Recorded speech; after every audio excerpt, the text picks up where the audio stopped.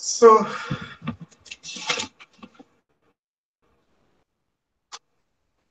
ये एंडोस्पर्म पढ़ा था हमने। Yes sir. एंडोस्पर्म में पोस्ट फर्टिलाइजेशन अगर इवेंट्स की बात की जाए तो एंडोस्पर्म और एम्ब्रियो दो चीजें आएंगी। सो एंडोस्पर्म पढ़ा था पहले। एंडोस्पर्म हमेशा एम्ब्रियो फॉर्मेशन से पहले बनेगा। हम केवल एंजियोस्पर्म की बात करते हैं, तो वो पोस्ट फर्टिलाइजेशन प्रोडक्ट है और एम्ब्रियो से पहले बनेगा। आपने पढ़ा था ट्रिप्लॉइड है, न्यूट्रिटिव है, न्यूट्रिशन प्रोवाइड करेगा।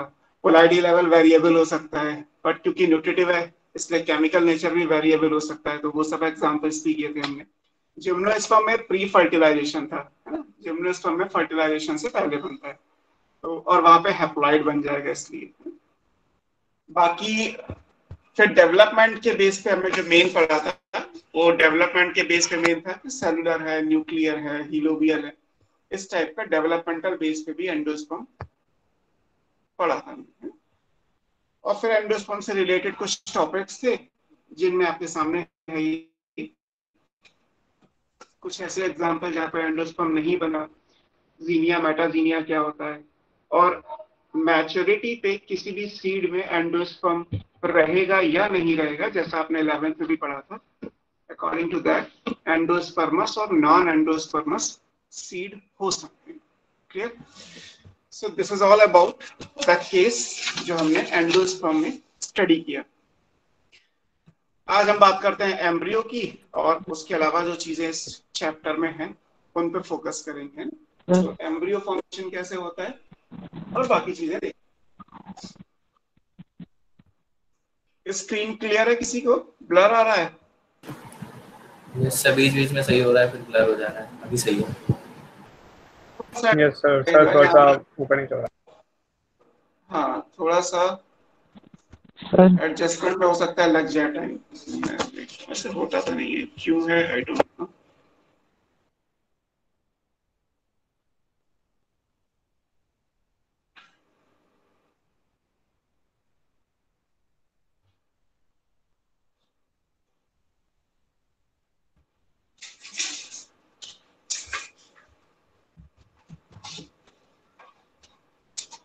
तो एम्ब्रियो कैसे बनेगा?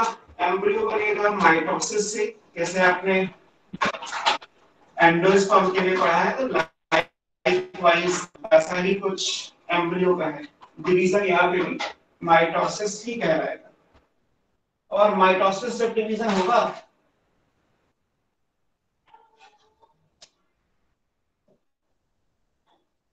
तो माइटोसिस होने के लिए फिर एनर्जी चाहिए। किसी भी सेल डिवीजन में आपने 11th में पढ़ा होगा, सेल डिवीजन अगर हो रहा है तो एनर्जी की जरूरत पड़ेगी। So that energy is provided by endosperm, because endosperm में रिजर्व फूड है in the form of starch, protein, fats, और ये सब बर्न करके एनर्जी देंगे। तो उस पॉइंट ऑफ व्यू से वो एनर्जी प्रोवाइड करेंगे।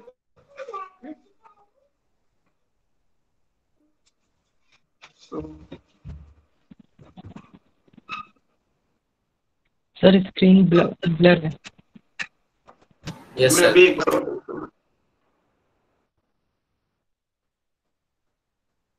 एम्ब्रियोजेनेसिस स्क्रीन ब्लर है। मैं रीजॉइन करके देखता हूँ। सर बीच बीच में ठीक हो जा रही है, फिर ब्लर हो जा रही है, पता नहीं क्या हो रहा है। हाँ, वो कुछ एडजस्टमेंट का इश्यू है। बाकी अभी मेरे ख्याल से रुक गया है, तो दिख रहा होगा आपको। मैंने एम्ब्रियोजेनेसिस लिखा हुआ है। यस सर, अभी तो ठीक दिख रहा है, फिर ब्लर हो गया।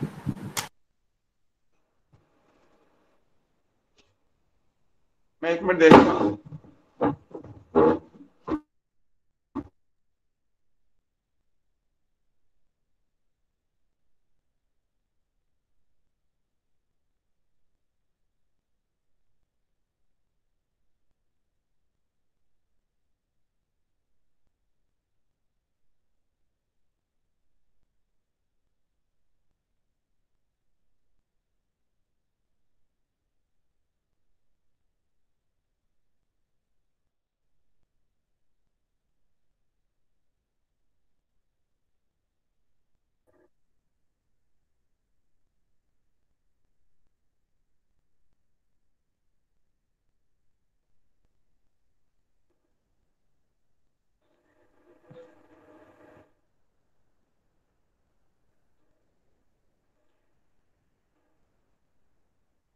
बेटर हुआ?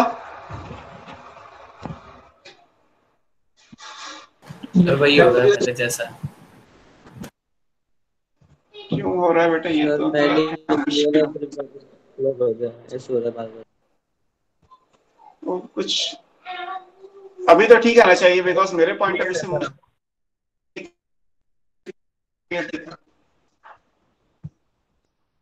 2-3 मिनट वेट करो, क्योंकि आई थिंक वो एडजस्टमेंट के बाद क्लियर हो जाएगा। सर हाँ सर टेस्ट के क्वेश्चंस पूछने हैं। तो okay sir.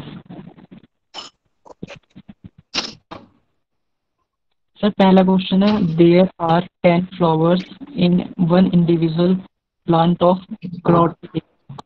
In each microsporangium of every stamen of all the flowers, there are 30 microspore mother cells. How many pollen grains are formed from that plant?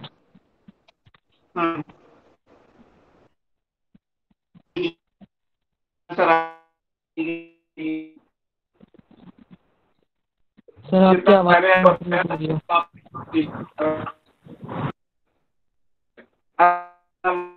लेंगे तो उसमें 4 माइक्रोस्पोरेंजिया होती है, पढ़ा है, और 1 माइक्रोस्पोर मदर सेल है, ये क्वेश्चन में गिवन है।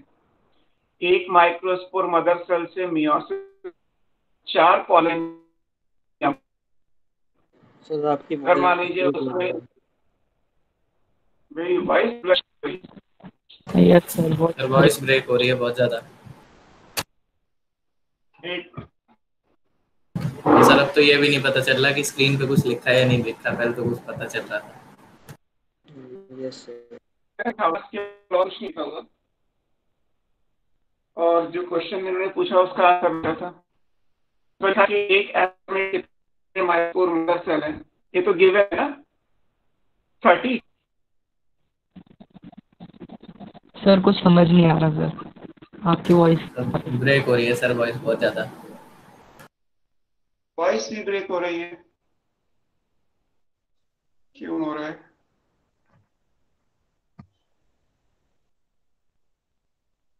Just a minute. So microspore mother cell,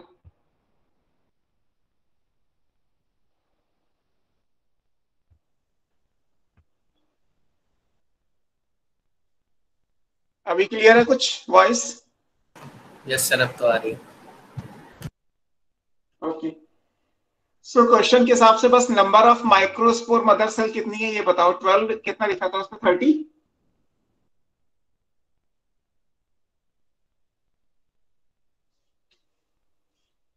yes question में सर नंबर 30।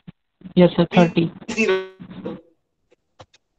यही पे करके दे देता हूँ, बाकी अब बाद में देख लीजिएगा। 30 माइक्रोस्पोर मदर सेल है। 30 माइक्रोस्पोर मदर सेल यानी ये डिप्लॉयड है, और 1 माइक्रोस्पोर मदर सेल से मियोसिस के बाद नंबर ऑफ पॉलन ग्रेन कितने होंगे? 4। तो 30 से कितने बनेंगे? 30 इंटू 4 यानी 120।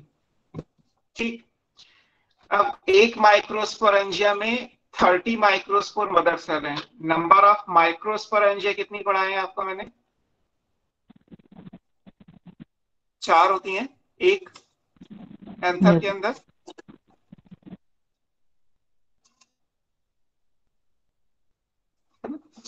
तो फिर ये कितना होगा? 4 इंटू 120 480 होती है। 480 हो गया। अब ये एक एंथर में हो गई। अब फ्लावर में कितने एंथर होंगे ये भी तो होगा। किसका सर फ्लावर है? किसका फ्लावर दिया है? पी का? सर नहीं वो सर ये फ्लावर है क्रोटेल एरिया का। क्रोटोलेरिया का है। चलिए, क्रोटोलेरिया किस फैमिली का है? ये तो पता नहीं। क्यों नहीं पता? 11th में पढ़ाया तो है, इसीलिए तो दिया हुआ है। क्रोटोलेरिया किस फैमिली का फ्लावर है? किस फैमिली का प्लांट है?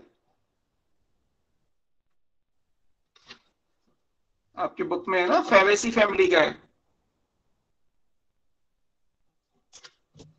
और फैबेसी फैमिली के एक फ्लावर में कितने स्टेमन होते हैं?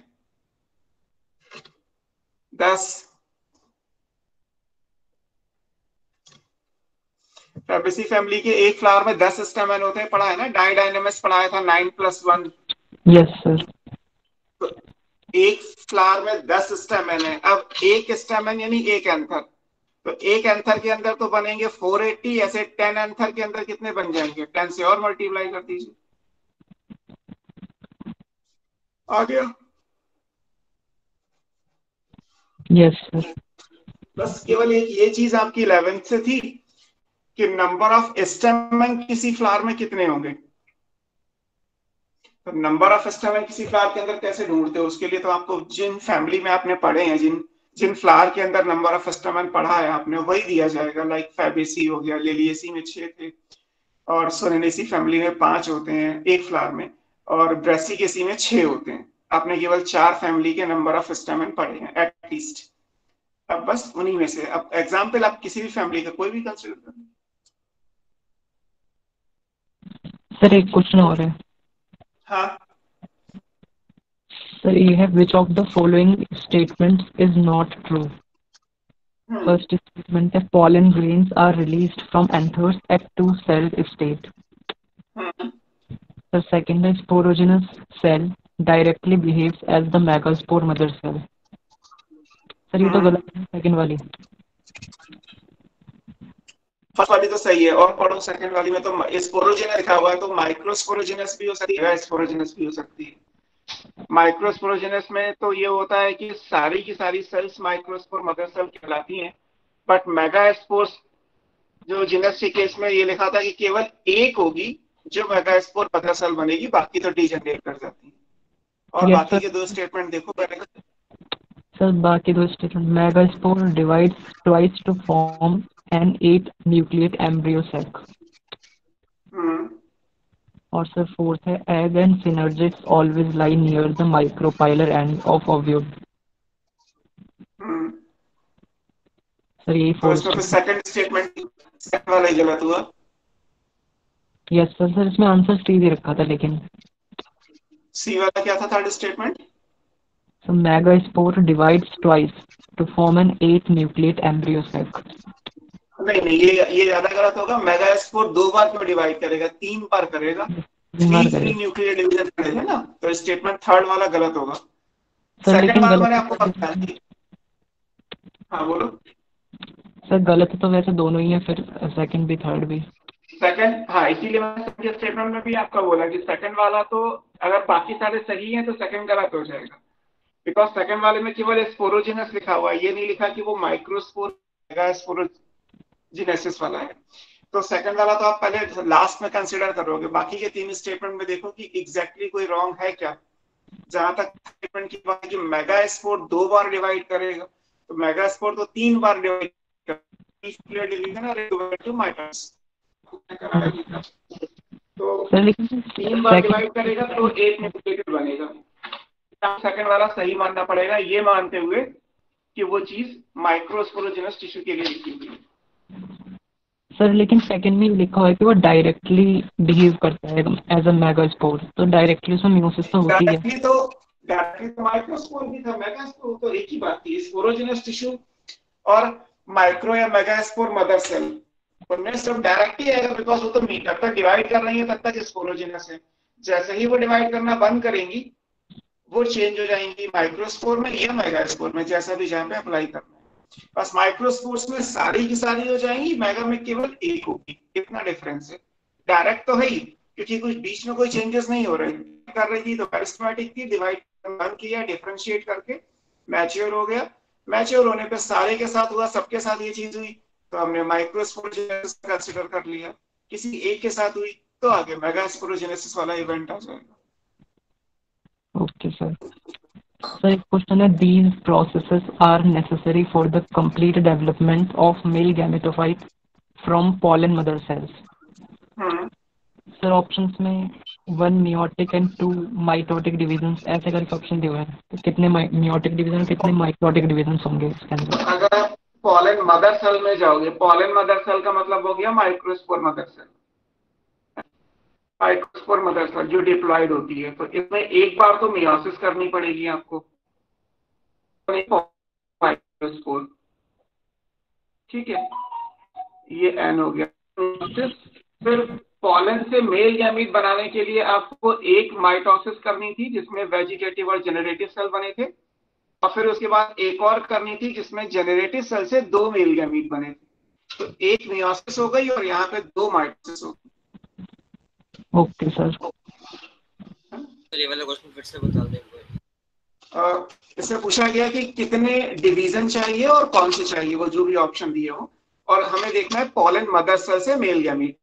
तो पॉलन मदर सेल यानी माइक्रोस्पोर मदर सेल, ये हुआ 2n डिप्लॉयड है, तो एक तो मियोसिस करोगे जिसको आपने माइक्रोस्पोर दिया, तो बन गए हमारे पॉलन या माइक्रोस्पोर। और फिर एक माइक्रोस्पोर से और मेल गैमीट बनाने में पहले एक माइटोसिस हुई जिसमें जेनरेटिव और वेजिटेटिव सेल बनी, दूसरी माइटोसिस केवल जिसमें हुई और उससे 2 मेल गैमीट बने। तो बाद में 2 माइटोसिस हुई है और एक मियोसिस पहले हुई थी, यही आंसर दिया हुआ कुछ तरीके का, एक मियोसिस और 2 माइटोसिस।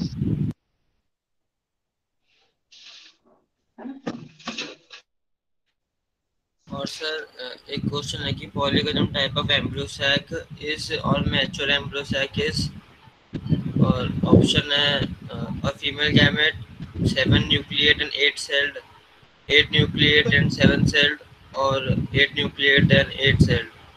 तो आपको कराया था मैंने 7 सेल्ड 8 न्यूक्लिएटेड, इसमें तो कोई बात ही नहीं है, 10th में भी कहा, 12th में भी। आपके सिलेबस में पॉलीगोनम टाइप या माइक्रो, ये जो आपने पढ़ा था मोनोस्पोरिक और पॉलीगोनम टाइप, तो आपका तो सिलेबस ही यही है, आपको तो यही आंसर करना है। पॉलीगोनम पूछा जाए या ना पूछा जाए, सिर्फ ये कहा जाता है कि फीमेल गैमेटोफाइट कैसा होता है, तब भी आंसर 7 सेल्ड 8 न्यूक्लिएटेड ही आता।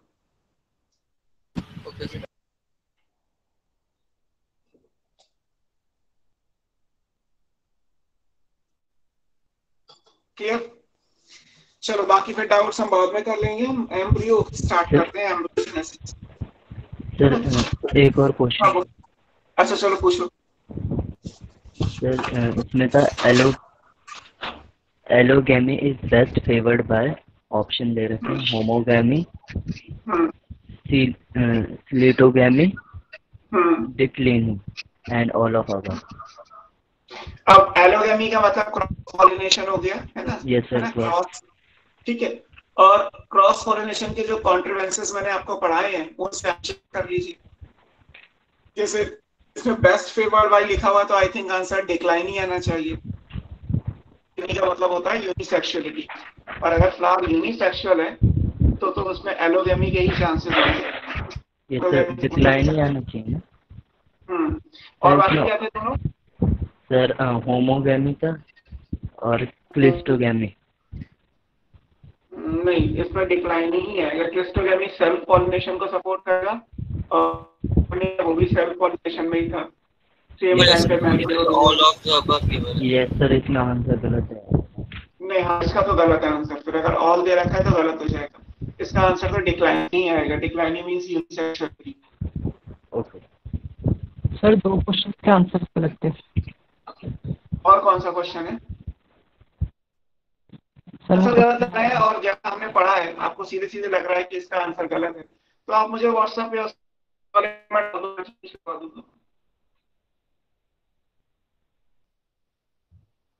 है ना? आप एक क्वेश्चन है कि वो the male gamete is X and egg is 3x, the ploidy level in embryo and endosperm will be।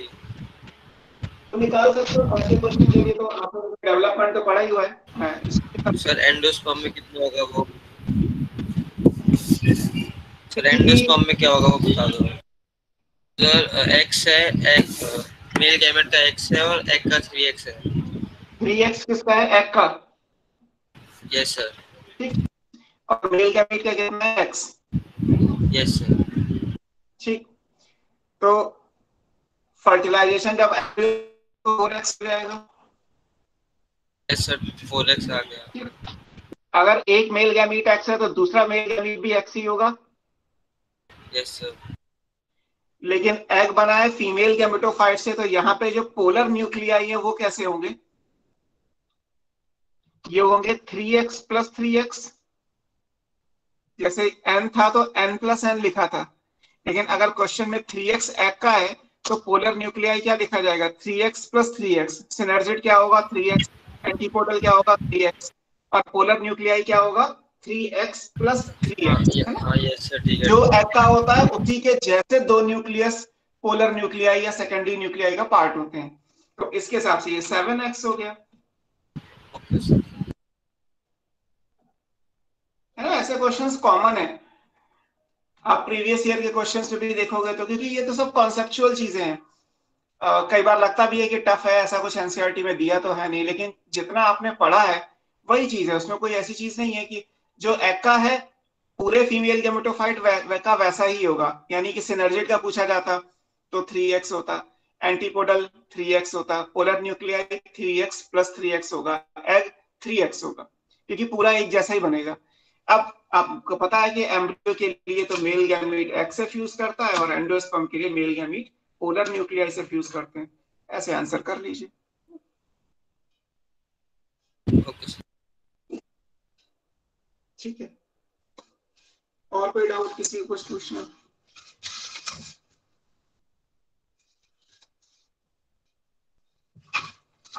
नहीं, चलो हम स्टार्ट करते हैं अपना टॉपिक फाइनली, एम्ब्रियो और एम्ब्रियोजेनेसिस। एम्ब्रियो का बनना एम्ब्रियोजेनेसिस कहलाएगा।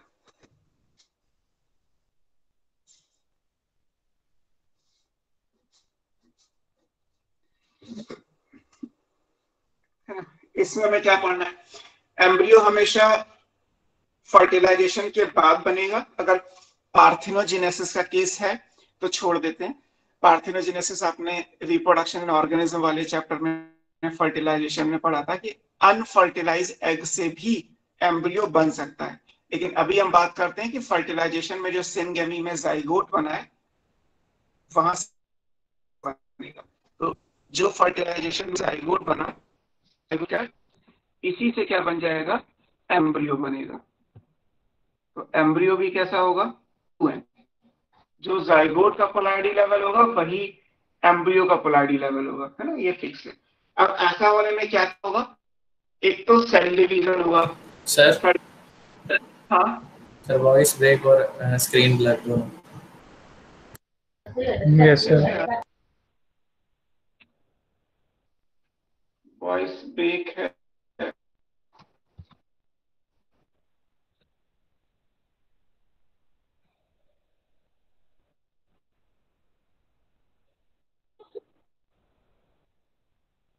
अभी क्लियर है? सर वॉइस तो क्लियर है, स्क्रीन तो The screen blur है अभी भी। पता नहीं क्यों हो रहा है आजकल। हालांकि मुझे अपनी स्क्रीन तो खैर क्लियर दिखाई देगी।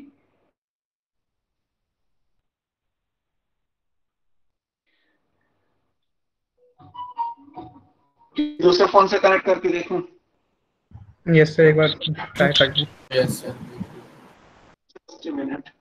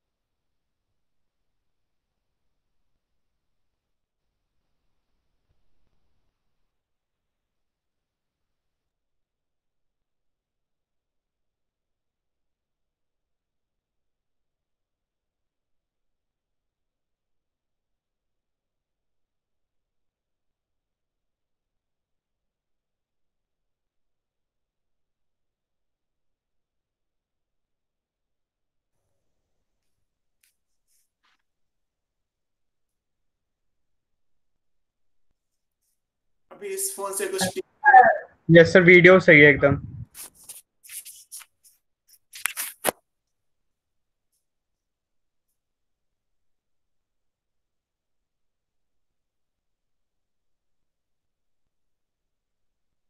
वॉइस और इमेज दोनों क्लियर हैं?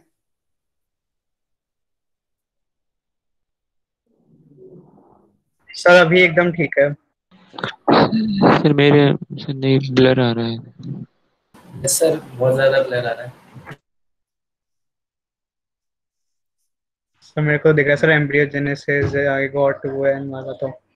हाँ, एम्ब्रियोजेनेसिस है, जाइगोट है, ठीक हो गया। जाइगोट से एम्ब्रियो ये बनेगा। सर अभी एकदम क्लियर है।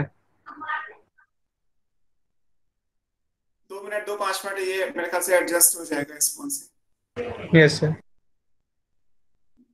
और जाइगोट से एम्ब्रियो बनने में जो भी डिवीजन है वो अभी हमने बात की। एक तो माइटोसिस होगा, which is a type of cell division. और क्योंकि एम्ब्रियो में 11th का याद करिए, मॉर्फोलॉजी में एम्ब्रियो में पढ़ाया था कि एपिकोटाइल, मेसोकोटाइल, हाइपोकोटाइल, कोटिलिडन, ये सब चीजें बनेगी। तो ऐसे होने के लिए फिर सेल को डिफरेंशिएट भी करना पड़ेगा। तो हम यहाँ पे माइटोसिस होगा और सेल डिफरेंशिएशन भी होगा। ये क्वेश्चन भी एग्जाम का है, हो सकता है मैं टेस्ट में ही देता कि एम्ब्रियो फॉर्मेशन के लिए क्या क्या चाहिए।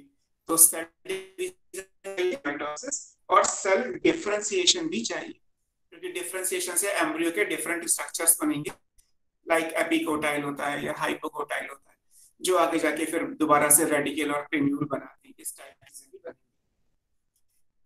जो भी एम्ब्रियो का डेवलपमेंट है वो हमेशा माइक्रोपाइलर एंड पे होगा, क्योंकि जाइगोट माइक्रोपाइलर है। अगर ये कहा जाए कि एम्ब्रियो का डेवलपमेंट किधर हो रहा है, तो it always it occurs at micropylar and.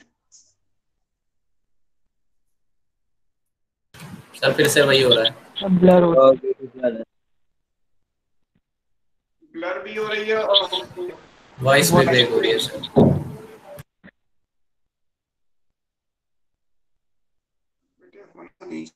Everything is fine, net की स्पीड और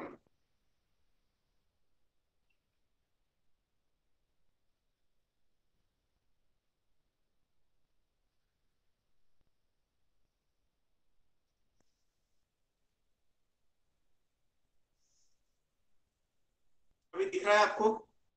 अगर सेट माइक्रोपाइलर एंड लिखा है, mitosis and cell differentiation. No sir. No sir, blur है। बेटे अब तो कुछ फोन का भी ऑप्शन नहीं।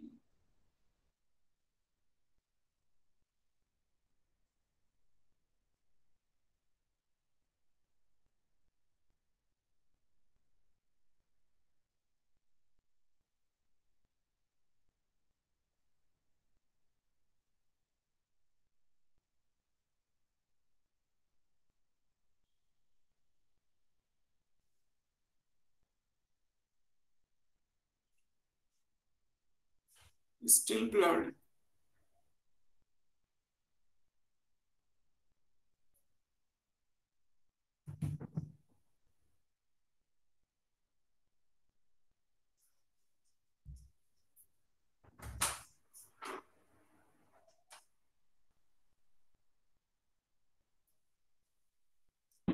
सर अब क्लियर होगा। मुझे बिल्कुल क्लियर दिख रही है। Yes sir. क्लियर है?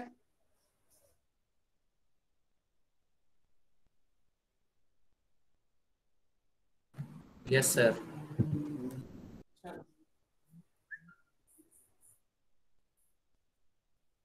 सो माइक्रोपाइलर एंड पे होगा। अब हमें डाइकॉट और मोनोकॉट दो अलग अलग पढ़ने। पहले हम बात करते हैं डाइकॉट्स के किसमें कैसा है। डाइकॉट्स के साथ पॉसिबिलिटी ये है कि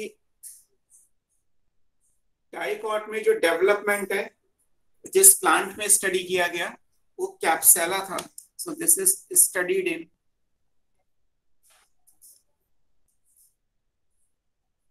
कैप्सेला। कैप्सेला प्लांट का नाम है और ये क्रूसीफेरी फैमिली का है।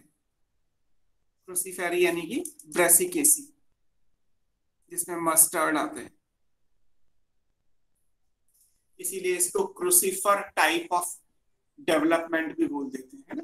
क्रूसीफर का मतलब है कि ब्रेसिकेसी फैमिली का एक प्लांट है कैप्सुला, जिसके अंदर ये इसको स्टडी किया गया। सो दैट्स व्हाई ये डाइकॉट एम्ब्रियोजेनेसिस कहलाती है। अब डिटेल में तो एम्ब्रियोजेनेसिस नहीं पढ़नी है हमें, बट ये ध्यान रखना है कि एम्ब्रियो में कौन कौन सी स्टेजेस आती है। तो जो स्टेजेस हैं वो मैं आपको कुछ हिंट में समझा देता हूँ। लाइक जैसे ये जाइगोट था, अब ये अगर फर्टिलाइजेशन की बात है तो यहाँ पे जाइगोट है, जो जाइगोट आगे जाके एम्ब्रियो में चेंज होगा।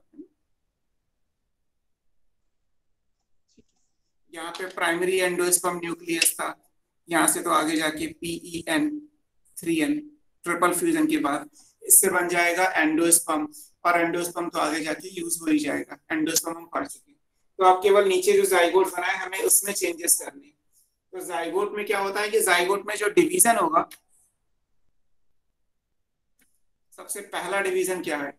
सबसे पहला डिवीजन ये होता है कि वो हमेशा ट्रांसवर्स डिवीजन कहलाता है। अभी क्लियर है सबको? यस, किस चीज के लिए लिख रहे हो आप लोग? सर ब्लर के लिए। ब्लर के लिए लिख रहे हो? सर अभी क्लियर है। यस सर, अभी लेगा मेरे ख्याल से, मैं लिखूंगा, लिखते लिखते पेज ले चीजें हो सकती हैं शायद। सो पहला डिवीजन क्या है? ट्रांसवर्स इज माइटोटिक डिवीजन, केवल ट्रांसवर्स प्लेन है ना, ये इंपॉर्टेंट है कि जो प्लेन ऑफ डिवीजन है वो ट्रांसवर्स है ना, ऐसा नहीं कि ट्रांसवर्स डिवीजन कोई अलग होता है। अब ये होने के बाद क्या बनेगा? अब मैं केवल एक ही सेल बना रहा हूँ, लाइक यहाँ पे आप जो ये जाइगोट है, यहाँ पे ऐसे 2 सेल बन जाएंगे। ट्रांसवर्स डिवीजन का मतलब है प्लेन ऑफ डिवीजन कैसा है? ट्रांसवर्स है। तो जब प्लेन ऑफ डिवीजन ट्रांसवर्स होगा तो यहाँ से 2 सेल बनती है। अब इसमें जो पहली वाली सेल है वो क्या कहलाती है? उसको बोलते हैं एपिकल, या इसको आप टर्मिनल बोल सकते हो। और ये इधर जा रही है यानी चलाजा की तरफ है, तो ये चलाजा की तरफ है, चलाजल सेल कहलाएगी। फिर जो नीचे वाली होती है ये क्या कहलाएगी? ये बेस की तरफ है तो ये बेसल है। ये नीचे माइक्रोपाइल आ रहा है तो ये माइक्रोपाइलर कहलाएगी।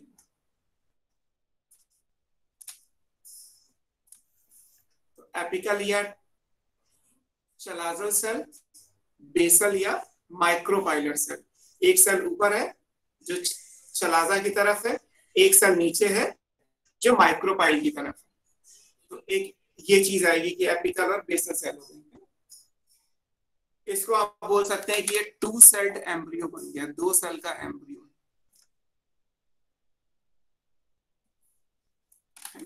ये 2 सेल्ड स्टेज एम्ब्रियो हो गया, 2 सेल आपको दिखाई दे रही है।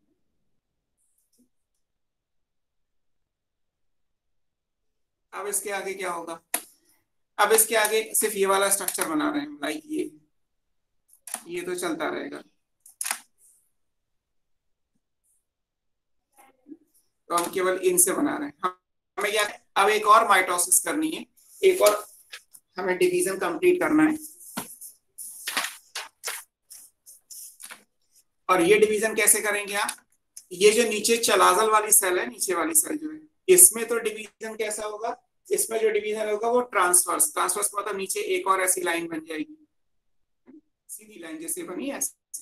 हालांकि जो टर्मिनल सेल है, जो चलाजा की तरफ ऊपर वाली है, इसमें जो डिवीजन हो रहा है वो कैसा है? वर्टिकल है। तो ऊपर से तो ऐसे बनेगी, मतलब एक दूसरे के परपेंडिकुलर, और नीचे से ऐसे। जैसे मान लीजिए 2 सेल स्टेज थी, तो ये 2 सेल स्टेज है।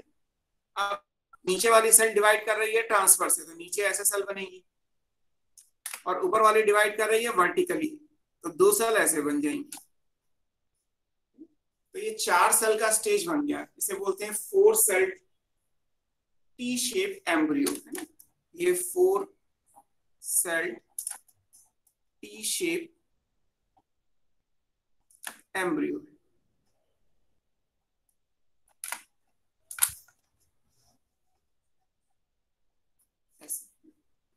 सो हमारे पास ये 4 सेल्ड टी शेप एम्ब्रियो बन के तैयार हुआ है। और इसमें और ऊपर वाले में डिफरेंस देखोगे तो क्या दिखाई दे रहा है, नीचे वाले में जो डिवीजन हुआ वो वर्टिकल, ये ऐसे यानी ट्रांसवर्स डिवीजन हुआ, और ऊपर वाला जो डिवीजन हुआ है वो वर्टिकल डिवीजन कहलाता है। तो ऊपर वाली सेल में वर्टिकली डिवाइड करना है, नीचे वाली सेल को ट्रांसवर्सली डिवाइड करना है। तो हमारे पास 4 cell T shape proembryo बन के तैयार हो जाए। इसके आगे फिर डिवीजन स्पेसिफाइड है, लेकिन उतना डिटेल में क्योंकि आपकी बुक में दिया नहीं है, बुक में केवल एक डायग्राम बना हुआ है कि डाइकॉट की एम्ब्रियो में कौन कौन सी स्टेजेस आती है। तो सबसे पहली स्टेज तो जाइगोट हो गई। जाइगोट के बाद सीधे सीधे अगर हम बात करें तो एक इंपॉर्टेंट जो आएगा वो ये इसलिए पढ़ाया आपको क्योंकि एक ये क्वेश्चन मिलेगा आपको कि जब डिवीजन होता है तो पहला डिवीजन कौन सा होता है। तो ये हमेशा फिक्स है कि जाइगोट जब डिवाइड करेगा तो first division is always a transverse division. First division will always be A transverse division. उसके बाद डिवीजन वेरिएबल है, जैसे नीचे वाली सेल में तो ट्रांसवर्स ही हुआ, ऊपर वाली सेल में वर्टिकल डिवीजन हो गया। आगे भी डिवीजन के प्लेन्स चेंज हो सकते हैं, लेकिन पहला जो होगा जाइगोट में जो पहला डिवीजन होता है that is always fix and that division is always a transverse division. So इसलिए आपको इस क्वेश्चन को याद रखना है कि जाइगोट सबसे पहले ट्रांसवर्सली डिवाइड करेगा। स्टेजेस की बात करेंगे तो जाइगोट से हम पहुंच गए 4 सेल शेप एम्ब्रियो की तरफ से। या इसको कई बार प्रो सर ये पूछ लिया कितने डिवीजन हुए तो फिर 2 ही बोलेंगे क्योंकि वर्टिकल डिवीजन। प्रैक्टिकली ये कहना है कि नंबर ऑफ डिवीजंस कितने हैं, उसके लिए आपको ये देखना है कि किस स्टेज पे सेल है।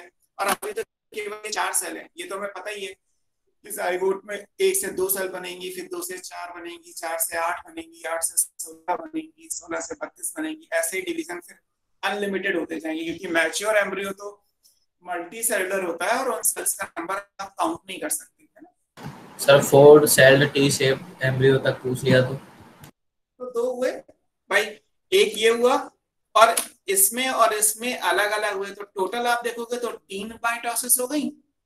लेकिन दूसरे वाले में हमने 2 माइटोसिस क्यों कंसीडर किए, क्योंकि दोनों का प्लेन ऑफ डिवीजन अलग है। इसका है वर्टिकल और दूसरे वाले का है ट्रांसवर्स।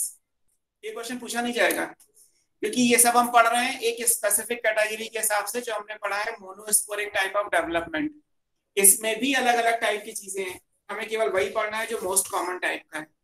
इसमें कभी ऐसे नहीं पूछेंगे कि प्रो शेप या टी शेप प्रो एम्ब्रियो के लिए कितने डिवीजन चाहिए। ये पूछ सकते हैं कि पहला डिवीजन कौन सा होता है, तो क्योंकि वो फिक्स है, first division is always a transverse division, उसमें कोई चेंज नहीं आएगा। इसके आगे तो चेंजेस बहुत सारे होंगे। Okay sir clear. तो अब हम सीधे सीधे स्टेजेस लिख रहे हैं। हमारे पास एक जाइगोट था 1 सेल का, इससे फिर जो मेन स्टेज आएगी वो 4 सेल कैसे आएगी वो भी हमने देखा। इसको आप प्रो एम्ब्रियो या एम्ब्रियो बोल सकते हो, टी शेप।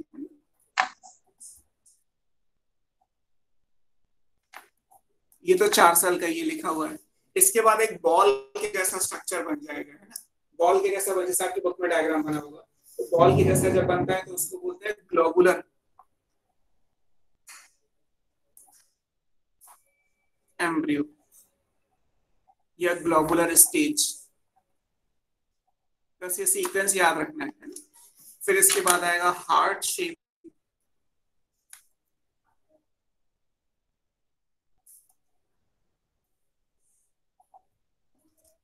और फिर मैच्योर आएगा। जो मैच्योर होता है वो हॉर्स शू शेप, घोड़े की नाल के जैसा होता है।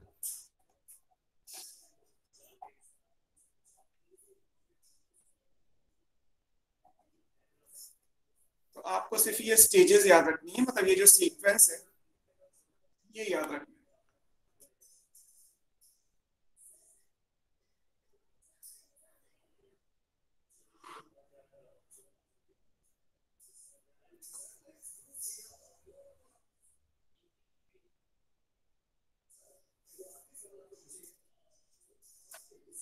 सर ये ऐसे है कि 4 सेल के बाद फिर ग्लोबुलर बनेगा, फिर हार्ट शेप बनेगा, फिर मैच्योर और शू शेप एम्ब्रियो बनेगा ऐसे।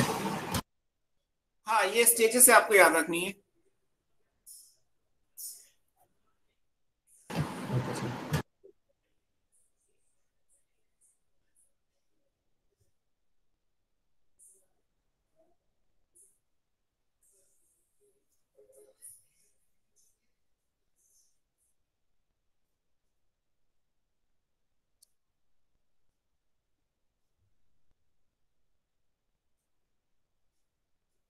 फिर से ब्लर होने लगी क्या screen? No sir.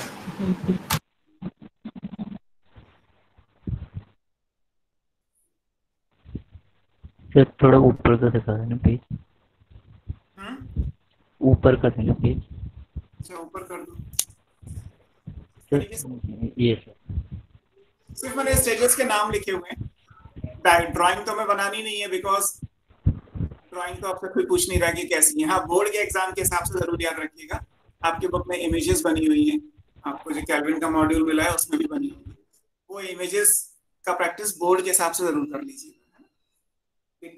Heart shape pro embryo, ये हार्ट शेप एम्ब्रियो ग्लोबुलर दिया है बुक में, केवल जाइगोट बना है फिर ग्लोबुलर बना है, ये नहीं बना हुआ है, इसीलिए मैंने आपको ये बना के दिखाया।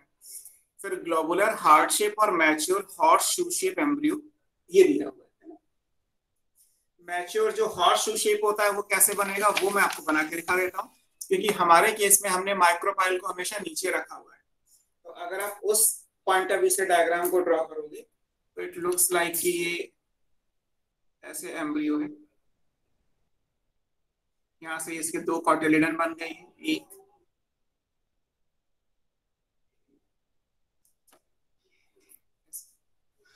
ये पूरा एक एम्ब्रियो है। यहाँ पे नीचे छोटा सा स्टॉक होगा जिससे ये जुड़ा हुआ है न्यूट्रिशन पॉइंट ऑफ व्यू से, और आप मान लीजिए कि बाहर ये पूरा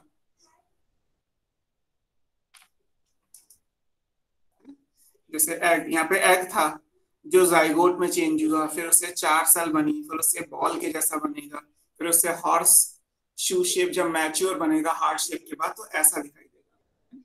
ये इंपॉर्टेंट। अब अगर हम इन दोनों लाइन को सीधा कर देते तो आपको ऐसा दिखाई देगा। तो यहाँ पे एक एक्सिस होगा, इस सेंटर वाले पॉइंट से मिलता हुआ है ना, इसको आप एक्सिस बोलते हैं। यहाँ पे आपकी बुक में सिर्फ एरो लगा के लिखा हुआ है, ये क्या है, ये प्रीम्यूल है, प्रीम्यूल या उसे आप एपिकोटाइल मान लीजिए। ऐसे जहां से ये जुड़ा हुआ है यहाँ पे जो एक डॉट लगा के आप देखेंगे तो ये रेडिकल है, या इसको हाइपोकोटाइल मान सकते हो।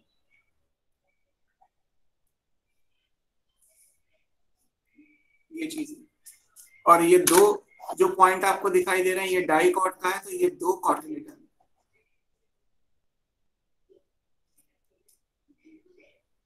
और ऑब्वियस सी बात है कि ये वाला पॉइंट माइक्रोपाइलर एंड है, ऊपर यहाँ जो भी आता है वो चलाजल एंड होता है। तो जैसे हमने लिखा कि जब एम्ब्रियो बनेगा तो एम्ब्रियो बनने में माइक्रोपाइलर एंड पे डेवलपमेंटल चेंजेस होंगे, माइक्रोपाइलर एंड पे ही एम्ब्रियो का फॉर्मेशन होता है।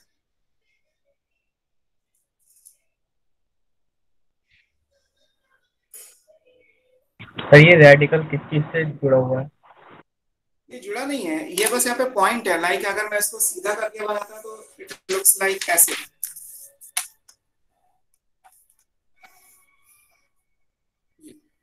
ये ऐसा है। तो यहाँ पे ये पॉइंट रेडिकल है, सॉरी ये हुआ हमारा प्लीम्यूल,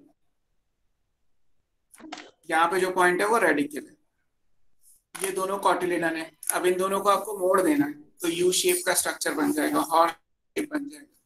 रेडिकल जुड़ा कैसे है, लाइक यहाँ पे टिश्यू होगा, ये एंडोस्पर्म होगा सारा बीच बीच में ऐसे पूरा, एंडोस्पर्म से तो न्यूट्रिशन लिया होगा, तो एंडोस्पर्म से जुड़े रहने के लिए हैंग ऑन करने के लिए यहाँ पे छोटा सा स्टॉक होता है, कहते हैं तो उसे सस्पेंसर है।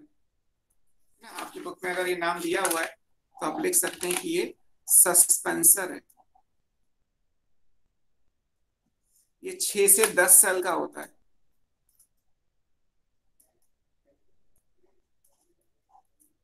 जिससे ये हैंग ऑन करता है ना, जुड़ नीचे की तरफ जुड़ा हुआ है सस्पेंसर। इसका काम है कि न्यूट्रिशन वाला जो पॉइंट है, यानी जो एंडोस्पर्म है, इसके चारों तरफ यहाँ पे एंडोस्पर्म होगा, तो एंडोस्पर्म में ये हैंग करता रहेगा और एंडोस्पर्म की सेल्स धीरे धीरे टाइम के हिसाब से कन्वर्ट होती जाएंगी और एम्ब्रियो ग्रो करता जाएगा। इसी बेस पे हमने पढ़ा कि मान लीजिए पूरा बन गया, तो इसके बाद अगर एंडोस्पर्म बचा रह गया, तो जहाँ पे पिछली क्लास को खत्म किया था, तो मैच्योरिटी पे एंडोस्पर्म दिखाई देगा, तो एंडोस्पर्म सीड बन जाएंगे। और अगर एंडोस्पर्म इसके साथ साथ सारा कंज्यूम हो गया तो मैच्योरिटी पे नहीं दिखाई देगा, तो नॉन एंडोस्पर्मस सीड्स कहलाएंगे।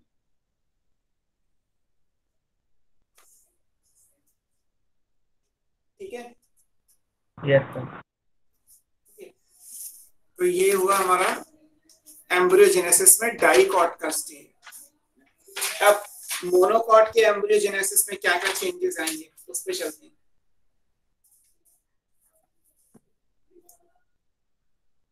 हालांकि मोनोकॉट का आपकी बुक में कोई अलग से नहीं दिया, कई बार कंपैरिजन पूछ लिया जाता है कि मोनोकॉट के एम्ब्रियो में क्या क्या चेंजेस आएंगे। तो पहली चीज है कि मोनोकॉट किस में स्टडी किया गया, this was studied in sagittaria. Sagittaria plant का नाम है।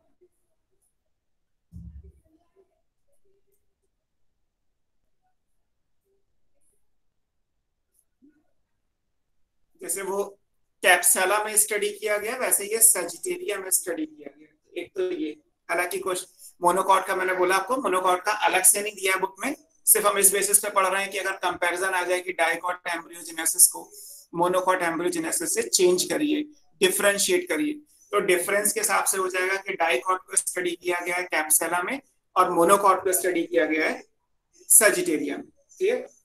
दूसरा, अगर हम डेवलपमेंटल स्टेज की बात करें तो जो अर्ली स्टेजेस हैं, लाइक जाइगोट से 4 सेल का प्रो एम्ब्रियो बना और जो ग्लोबुलर स्टेज है बॉल के जैसी, वहां तक सेम है, उसके बाद चेंजेस होते हैं। तो early developmental stages,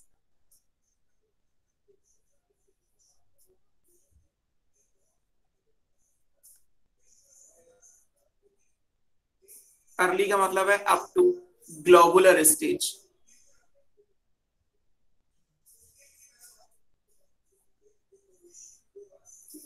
is same as that of in dicot। जैसे डाइकॉट में है वैसे ही है, मतलब शुरू में जाइगोट आएगा, फिर 4 सेल का प्रो आएगा,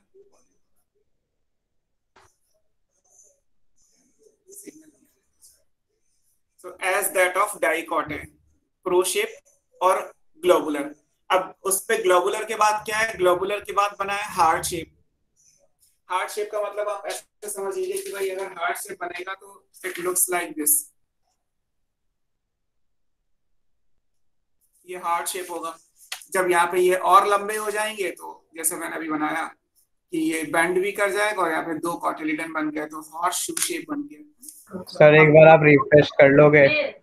हाँ सर एक बार आप रिफ्रेश करो, सब ब्लर आ रहा है। अच्छा, क्लियर है सर। क्लियर है।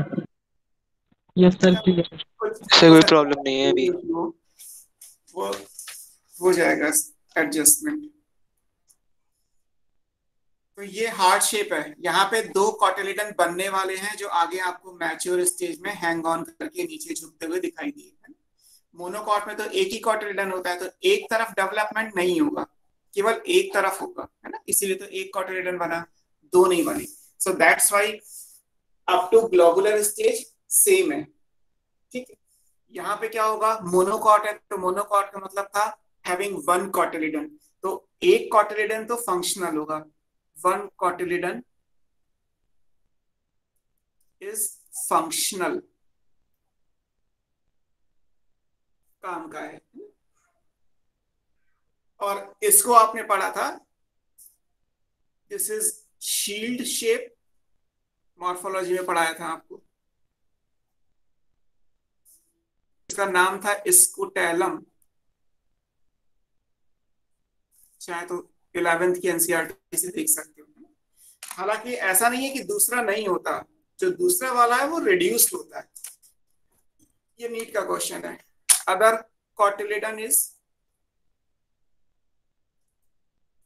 रिड्यूस्ड, नॉन फंक्शनल होता है, कॉल्ड, इसको एपीब्लास्ट कहते हैं।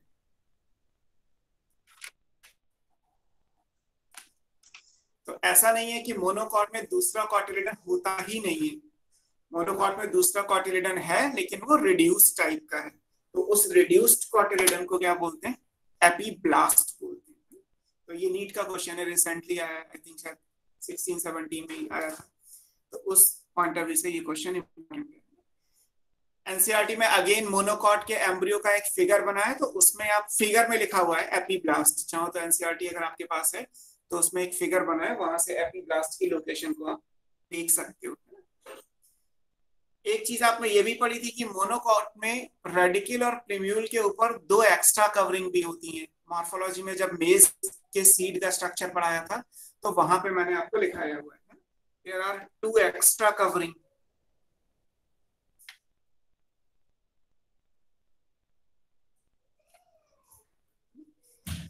इन मोनोकॉट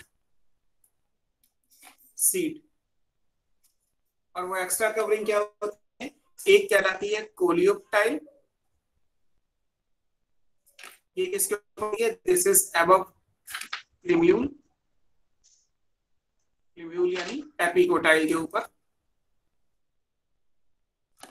और एक coleorhiza which is above radical, जिसको आपने हाइपोकोटाइल बोला। सर वीडियो ब्लर है।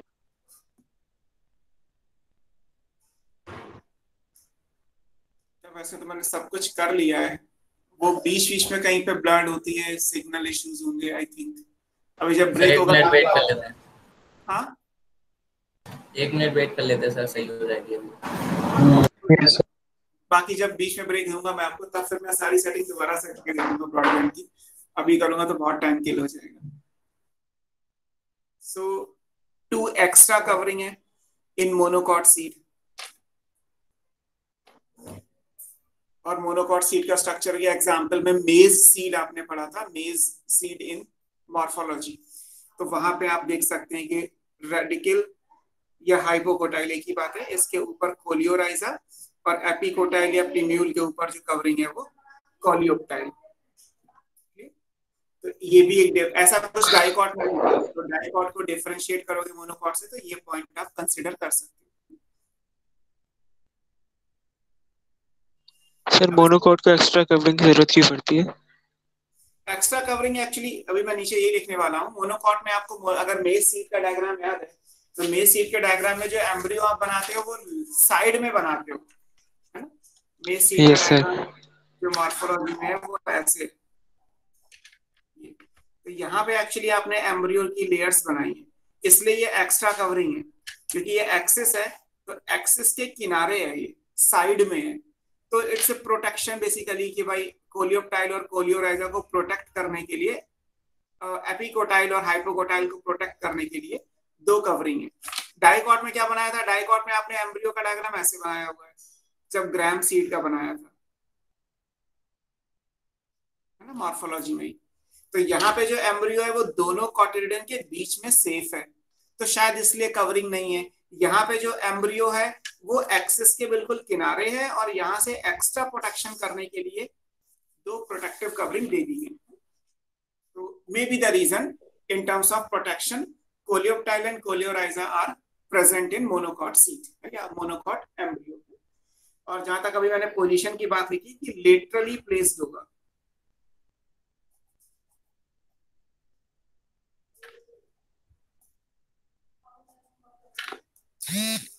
laterally placed embryo in monocot, बीच में ना होके किनारे पे प्रेजेंट है।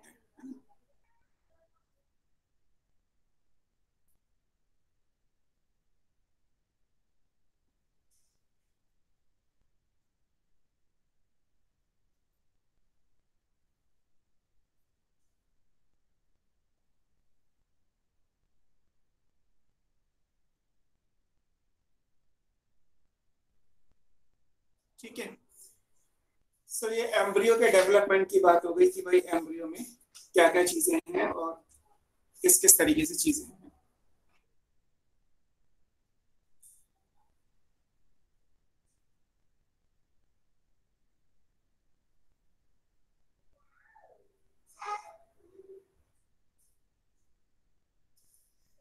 अब बात करते हैं फिर से लास्ट टॉपिक जो चैप्टर में बेसिकली दिया है, वो सीड और फ्रूट सबका कॉम्बिनेशन करके लास्ट में एक टॉपिक दे दिया है, क्योंकि जैसे मॉर्फोलॉजी के स्टार्ट में मैंने बोला था इस चैप्टर के स्टार्ट में बोला था कि हम मॉर्फोलॉजी से ही स्टार्टिंग करेंगे। वैसे मॉर्फो में आपने एक एंथर का स्ट्रक्चर पढ़ा था या एक कार्पेल या स्टेमन के स्ट्रक्चर्स पढ़े थे, वहीं हमने स्टार्ट किया डेवलपमेंट से पहले हमने पढ़ा स्ट्रक्चर ऑफ स्टेमन, उसमें 2 एंथर, लूप और फिलामेंट।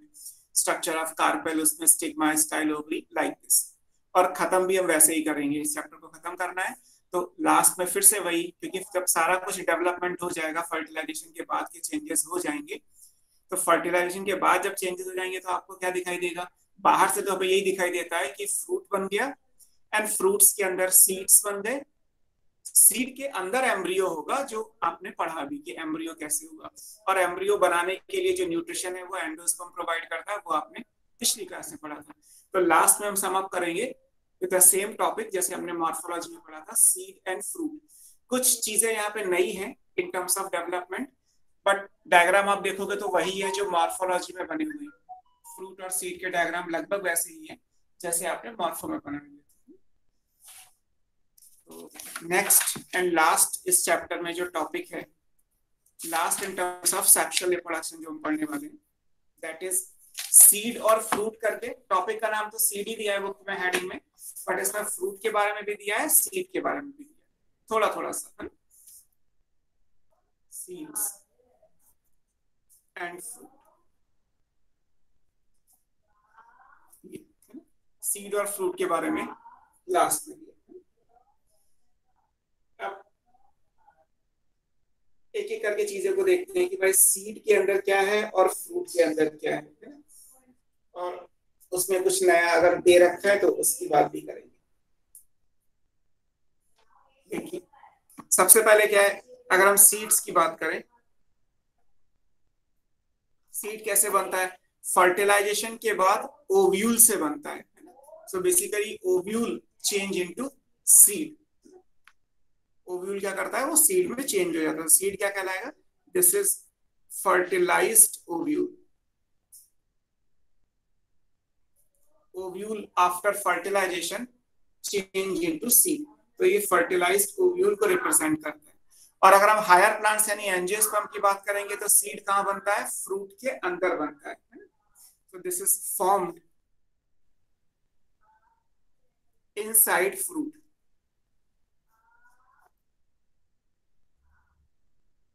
फ्रूट्स के अंदर बनेगा। और फ्रूट्स क्या हो गई? फिर इस बेस पे अगर हम फ्रूट को देखेंगे तो फ्रूट हो गया फर्टिलाइज्ड ओवरी, क्योंकि फर्टिलाइजेशन से पहले जो ओवरी और ओव्यूल थे वही स्ट्रक्चर फर्टिलाइजेशन के बाद रिस्पेक्टिव वे में ओवरी चेंज हो गई फ्रूट में और ओव्यूल चेंज हो गए सीड के अंदर।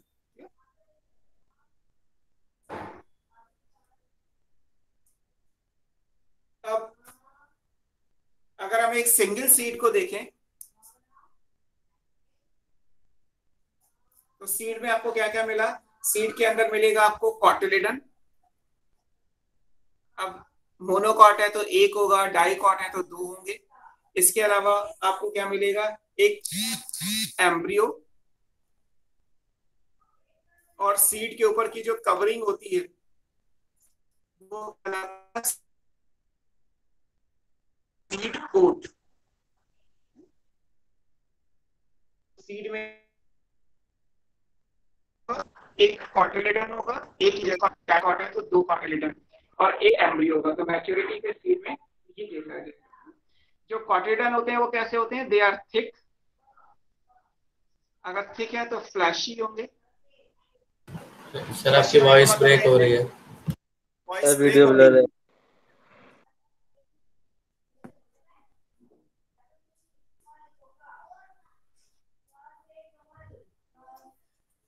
कॉटिलिडन में थिक और फ्लैशी, ये लिखा है मैंने। फ्लैशी होने का मतलब इनमें रिजर्व फूड मटेरियल है, तो ये स्टोरेज में फूड को स्टोर करने का काम करेंगे।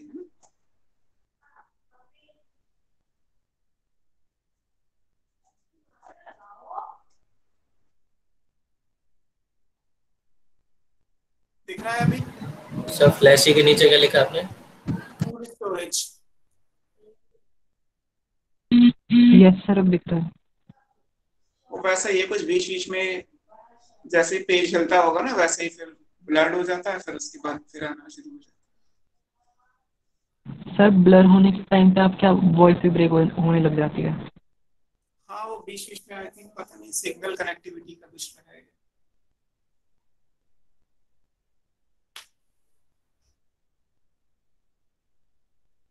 अब ठीक है सर। सो कॉटिलिडन हो गया, थिक फ्लैशी, इनका काम फूड स्टोर करने का है हमेशा। एम्ब्रियो हो गया जिससे नेक्स्ट जनरेशन बन जाएगी। इसको प्रोटेक्ट करने के लिए सीड कोट है, लगभग वैसा ही है सीड जो आपने मॉर्फो में पढ़ा हुआ है। तो यहाँ पे हम बहुत ज्यादा डिटेल में नहीं पढ़ेंगे।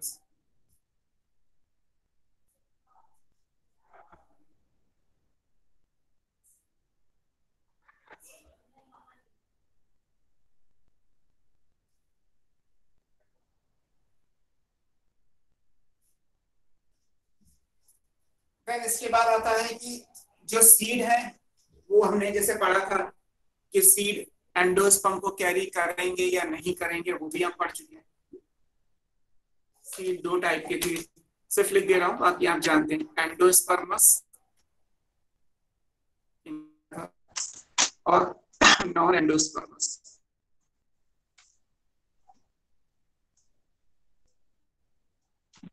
मतलब मैच्योरिटी एंडोस्पर्म है या नहीं, इस बेस पे जो ऑलरेडी आपने पिछली क्लास में पढ़ा हुआ है।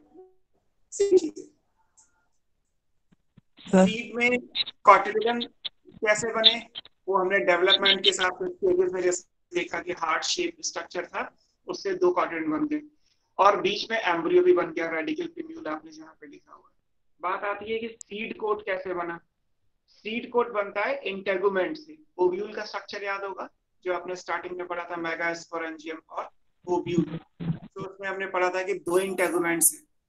अगर दो इंटेगुमेंट है तो वो आगे जाके दो लेयर्ड स्ट्रक्चर बनाएगी जिसको हम बोलते हैं सीड कोट, है ना। तो सीड कोट किससे बनता है? इंटेगुमेंट से बनता है। अब क्योंकि इंटेगुमेंट दो है इसीलिए सीड कोट भी दो बनेंगे, दो लेयर का स्ट्रक्चर बनेगा। आउटर लेयर यानी आउटर इंटेगुमेंट से, इनर लेयर यानी इनर इंटेगुमेंट से। सर प्रोटीनेशियस होता है? हाँ सर सीड कोट प्रोटीनेशियस होता है? सीड कोट केवल आप वो चीज उसमें कंसिडर करते हो जब आपने एलेरॉन लेयर वाला केस पढ़ा था, और वो मोनोकॉट में जो ग्रास फैमिली के सीड होते हैं उनके लिए एप्लीकेबल है। तो वो चीज यहाँ पे तो हम पूरा जर्नल पढ़ रहे हैं। तो डाइकॉट का है कुछ ऐसा होगा। डाइकॉट में तो सीड कोट केवल प्रोटेक्शन प्रोवाइड करता है, वो कोई फूड को कैरी नहीं करता। ग्राम सीड होता तो ग्राम सीड में जो सीड कोट है वो कोई न्यूट्रिशियस होना है, इन टर्म्स ऑफ रिजर्व फूड कुछ नहीं है उसमें। ग्राम में जो रिजर्व फूड है वो बेसिकली उसके कॉटिलिडन में। बट अगर मेज का सीड है तो उसमें कॉटिलिडन में तो है ही, एंडोस्पर्म में भी है, उसका जो बाहर वाला एलेरॉन लेयर है उसमें भी था। लेकिन एलेरॉन लेयर के लिए आपने ये लिखा था कि फ्रूट की वॉल, सीड का कोट और आउटर लेयर ऑफ एंडोस्पर्म, तीनों चीजें फ्यूज कर गई हैं और दो डेड होती हैं। एंडोस्पर्म लिविंग स्ट्रक्चर होता है, तो हम जो भी आगे लिखते हैं कि उसका केमिकल नेचर क्या है, उसका पोलैरिटी लेवल क्या है, तो हम एंडोस्पर्म के अकॉर्डिंग लिख लेते हैं। सर कुछ भी विजिबल नहीं है स्क्रीन पे। मैं फिर से एक बार ज्वाइन करके देख लेता हूँ अभी, तो क्योंकि सोचा था कि ये टॉपिक पूरा हो जाता तो फिर मैं करूंगा ही ज्वाइन इसको। सर अभी सही आ रहा है? सर अब ठीक है। Yes sir. मैंने किया कुछ नहीं अभी एक्चुअली, बस वो अपने आप ही हो रहा है कि इसमें क्यों ब्लड बीच में हो जाता है और बीच में कहीं पे बहुत क्लियर आ जाता है। एक बार ही ज्वाइन कर ही लीजिए सर, फिर बार बार ये प्रॉब्लम नहीं होगी। हाँ डिस्टर्ब तो हर क्लास हो ही रही है, उतना फ्लो नहीं बन पाता जितना बनना चाहिए, कभी ऐसे ही मैनेज कर लेते हैं। सो नेक्स्ट मेरा जो इंटेगुमेंट्स ऑफ ओव्यूल में पढ़ते हैं, आफ्टर फर्टिलाइजेशन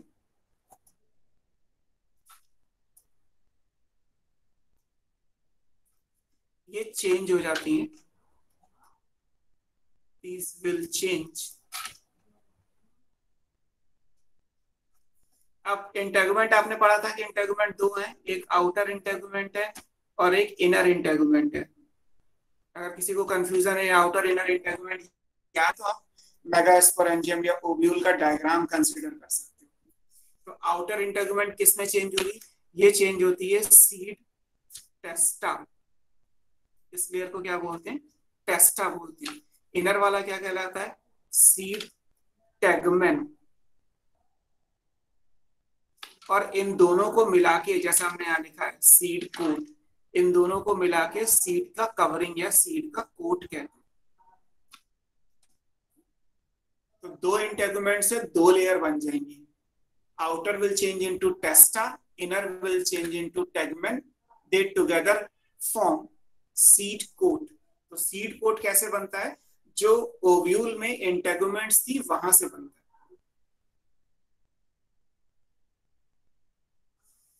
अच्छा, ओव्यूल में जो माइक्रोपाइल था उसमें कुछ नहीं होता। माइक्रोपाइल पहले भी जो उसका काम था कि लाइक जहां से पॉलन ट्यूब एंटर करेगी वो जगह प्रोवाइड करेगा, तो वही माइक्रोपाइल फर्टिलाइजेशन भी माइक्रोपाइल ही कहलाता है, उसके नाम में कोई चेंज नहीं होता।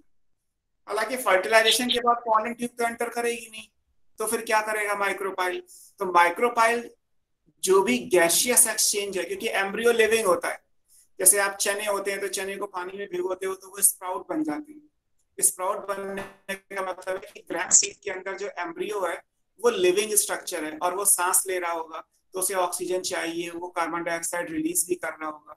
और चना अगर फूल गया पानी में तो पानी अंदर जाएगा, स्वेल करेगा। तो इसका मतलब वाटर की एंट्री या गैसियस एक्सचेंज वो कहाँ से हो रही है? तो ग्रैंड सीड को ध्यान से देखोगे चने को, तो उसमें एक छोटा सा पोर होता है पॉइंटेड स्ट्रक्चर पे, उसको माइक्रोपाइल ही बोलते हैं। ये वही माइक्रोपाइल है जो ओव्यूल में माइक्रोपाइल आपने बनाया था, बट उस टाइम पे वो पॉलन ट्यूब की एंट्री करने के लिए था।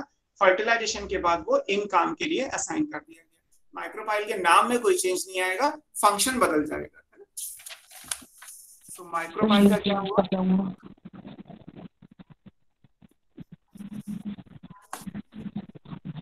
सर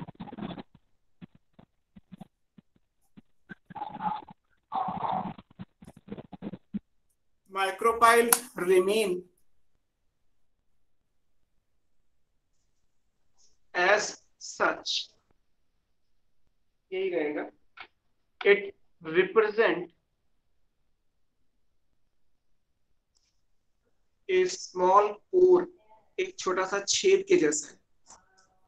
इसका काम क्या है? It allows कुछ भी gaseous exchange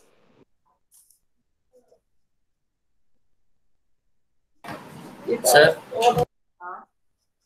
सर बहुत ज्यादा ब्लर हो रहा है। ठीक है बेटा, मैं लिख लेता हूँ, फिर ये एडजस्टमेंट अपने आप हो जाएगा। It allow gaseous exchange and entry of water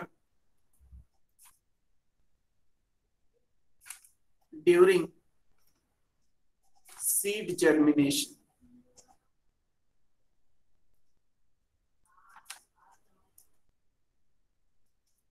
अब देखो आपको ये लाइन और ये पेज कितना दिख रहा है?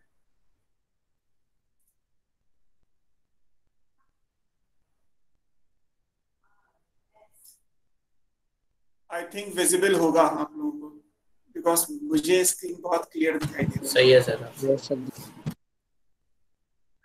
वही है, लिखने के टाइम पे पेज हिलता है ना, तो शायद उस exactly at that particular moment वो प्रॉब्लम क्रिएट करता है। सर हाँ बेटा। सर न्यूसेलस का क्या होगा फर्टिलाइजेशन के बाद? हाँ, वो भी हम बात करेंगे। मोस्ट ऑफ द केस में तो न्यूसेलस फर्टिलाइजेशन से पहले ही यूज हो जाता है, कुछ केस में बचा रह जाएगा, अभी हम बात करते हैं उसका क्या होगा। अगर बचा रह जाएगा तो उसे पेरिस्पर्म बोलते हैं। अभी आप ये काम कर लीजिए, फिर पेरिस्पर्म भी आते हैं।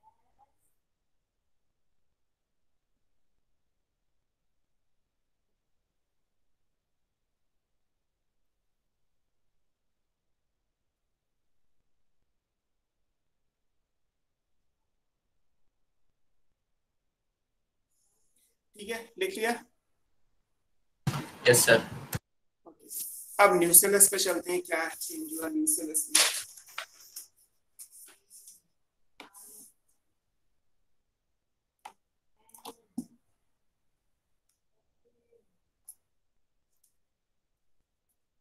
न्यूसेलस नॉर्मली न्यूसेलस का क्या होता है, न्यूसेलस फर्टिलाइजेशन से पहले, क्योंकि न्यूसेलस एक न्यूट्रिटिव टिश्यू था, जब ओव्यूल का डेवलपमेंट पढ़ रहे थे तब ये लिखा था कि nucellus during the development of ovule nutrition provide करता है। तो और ओव्यूल तो बहुत पहले बना, फिर ओव्यूल के बाद तो मेगास्पोरोजेनेसिस भी हो गया, मेल गैमेटोफाइट भी बन गया, फर्टिलाइजेशन भी हो गया, और पोस्ट फर्टिलाइजेशन में आपको एंडोस्पर्म और एम्ब्रियो ये सब भी पढ़ा दिया। तो उस टाइम का बना हुआ स्ट्रक्चर इस टाइम तक रहेगा नहीं रहेगा, डिपेंड करता है। देयर आर फ्यू केसेस जहां पे न्यूसेलस बचा रह जाता है। तो न्यूसेलस क्या होगा, usually consumed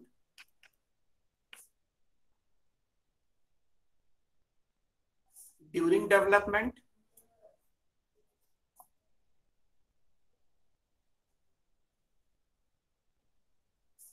but sometimes normally तो कंज्यूम हो जाएगा, लेकिन कई बार क्या होगा, बट समटाइम्स इट रिमेन या इट परसिस्ट, बचा रह जाता है, एंड देन कॉल्ड, इसको क्या बोलते हैं, पेरिस्पर्म बोलते हैं। पूछा गया नीट का क्वेश्चन है, पेरिस्पर्म क्या होता है, दिस इज परसिस्टेंट न्यूसेलस। ये क्या है, परसिस्टेंट न्यूसेलस है। नॉर्मली परसिस्ट नहीं करता, नॉर्मली तो ड्यूरिंग द डेवलपमेंट कंज्यूम हो जाता है, बट कई बार ऐसा है कि ये परसिस्ट करेगा। परसिस्ट करने का मतलब है it remain even after fertilization, fertilization के बाद तक रहेगा।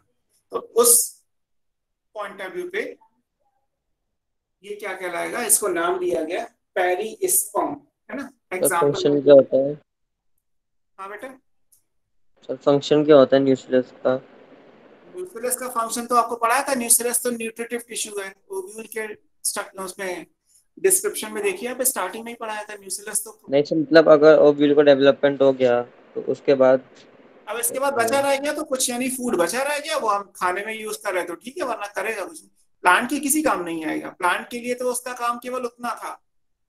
अब उसके बाद भी अगर रह गया तो वो तो छूट गया, प्लांट के किसी काम नहीं आएगा, हमारे काम आ सकता है। मतलब हम उस चीज को अगर कमर्शियली यूज करें तो that is different thing, but plant के किसी काम नहीं आएगा।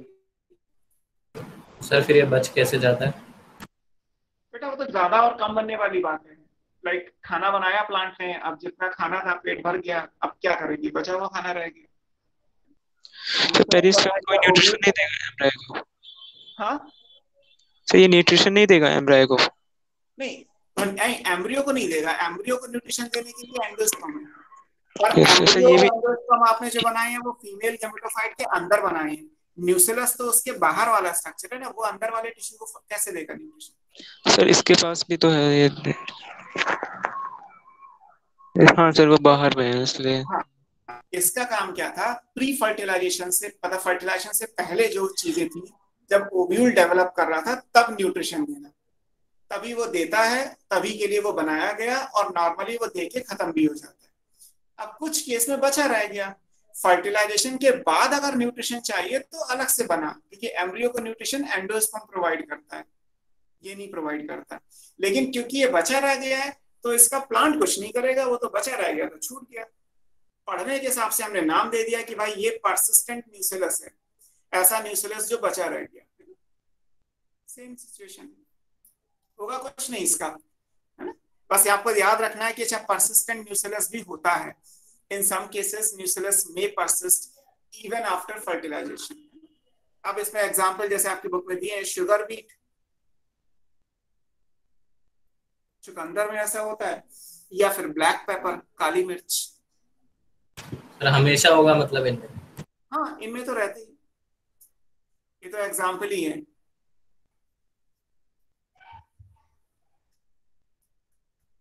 सर ऐसा कोई नहीं है जिसमें मतलब होता भी हो ना भी होता हो? तो कई सारे होगा यार, नहीं होगा बीच का कैसे आएगा। Yes sir. अगर नहीं है तो मोस्ट ऑफ द केस में नहीं होता, कुछ केसेस में है, तो उनमें से कुछ नाम आपके साथ हैं जो आपकी बुक में दिए हैं, वो याद कर लीजिए। Such seeds are called are called perispermic seed. अगर कोई ऐसा क्वेश्चन आ जाए कि इनमें से कौन सा पेरिस्पर्मिक सीड है, तो इसका मतलब जिनमें परसिस्टेंट न्यूक्लियस है उन सीड्स को हम पेरिस्पर्मिक सीड्स बोल सकते हैं।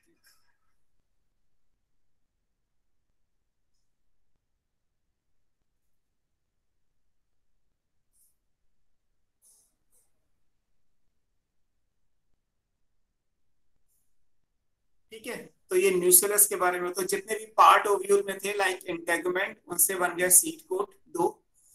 न्यूक्लियस खत्म हो गया, बचा तो पेरिस्पर्म की फॉर्म में रह गया, है ना। माइक्रोपाइल पहले भी था, लास्ट में भी है, हालांकि फंक्शन चेंज हो गया। फर्टिलाइजेशन से पहले उसका काम था पॉलन ट्यूब की एंट्री को गाइड करना इनटू द ओव्यूल, और फर्टिलाइजेशन के बाद उसका काम हो गया है गैसियस एक्सचेंज और वाटर की एंट्री ड्यूरिंग सीड जर्मिनेशन। अंदर जो चीजें हुई हैं फीमेल गैमेटोफाइट में, उसमें एंटीपोडल सिनर्जी ये सब डिजनरेट हो गए।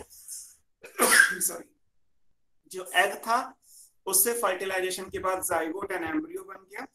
जो सेकेंडरी न्यूक्लियाई या पोलर न्यूक्लियाई थे उनसे फर्टिलाइजेशन के बाद प्राइमरी एंडोस्पर्म न्यूक्लियस और एंडोस्पर्म बन गया। एंडोस्पर्म टाइम के हिसाब से कंज्यूम हो भी सकता है, नहीं भी हो सकता है। मैच्योरिटी पे दिखाई देगा भी सीड में, नहीं भी देगा। अकॉर्डिंगली सीड दो टाइप के पढ़े आपने, एंडोस्पर्मस और नॉन एंडोस्पर्मस। तो ये तो ओव्यूल जब सीड में चेंज होगा तो उसके रिस्पेक्ट में जो बातें थी वो हमने पूरी की। अब जब सीड बन जाता है तो सीड ड्राई होता है, सूखता है। जैसे आपने मटर की फली देखी है, तो मटर की फली जो ग्रीन मटर आती है पॉड की फॉर्म में विंटर में, वो फ्रूट है, बट वो रॉ फ्रूट, कच्चा है, पका हुआ नहीं। पका हुआ तो क्या होगा, फली अपने आप फट जाएगी, उसके अंदर मटर के दाने निकल आएंगे। मटर के दाने जो येलो कलर के हो जाते हैं सूखने के बाद, जैसे कच्ची मूंगफली होती है वैसे सूखी हुई मूंगफली भी होती है। तो एक टाइम के बाद क्या होता है, सीड ड्राई हो जाता है। लेकिन ड्राई होने का मतलब ये नहीं है कि वो 0 वाटर को कैरी करेगा, वाटर 100% खत्म हो जाए। ऐसा अगर हो जाएगा तो जैसे हम रोस्ट करते हैं ना सीड को, किड्स को ड्राई रोस्ट कर देते हैं। तो ड्राई रोस्ट करने में क्या होता है, कई बार चटक जाते हैं, जैसे चने को भूनते हैं, मूंगफली को भूनते हैं। तो ड्राई रोस्ट में क्या होगा, अंदर जो वाटर है वो निकल जाएगा, फिर जो एम्ब्रियो है वो मर जाएगा। अगर ड्राई रोस्ट वाला सीड लेके आप उसे पानी में डालोगे तब तो ना वो स्वेल करके स्प्राउटिंग करेगा। नॉर्मली जो सीड होता है वो करता है। इसका मतलब सीड अगर स्टोरेज की फॉर्म में भी है आपके घर में, अगर कंटेनर में भी कच्चे चने रखे हुए हैं, तो भी उनके अंदर थोड़ा सा पानी है। इतना पानी है जिससे एम्ब्रियो सरवाइव कर सकता है 5 महीने, 6 महीने, 1 साल। और आप जब भी सीड को पानी में सोक करोगे स्प्राउटिंग हो जाएगी। अगर आपने सीड यानी ग्राम को ड्राई रोस्ट कर दिया तो सारा पानी इवोपरेट कर जाएगा। इसका मतलब अंदर एम्ब्रियो मर जाएगा, और फिर ऐसे सीड को अगर आप पानी में डिप करोगे तो कोई भी स्वेलिंग नहीं होगी। तो आपकी बुक में यहाँ पे एक कोटेशन भी दी हुई है, ये इंपॉर्टेंट है, एक स्टेटमेंट भी दिया है कि जब एक मैच्योर सीड होता है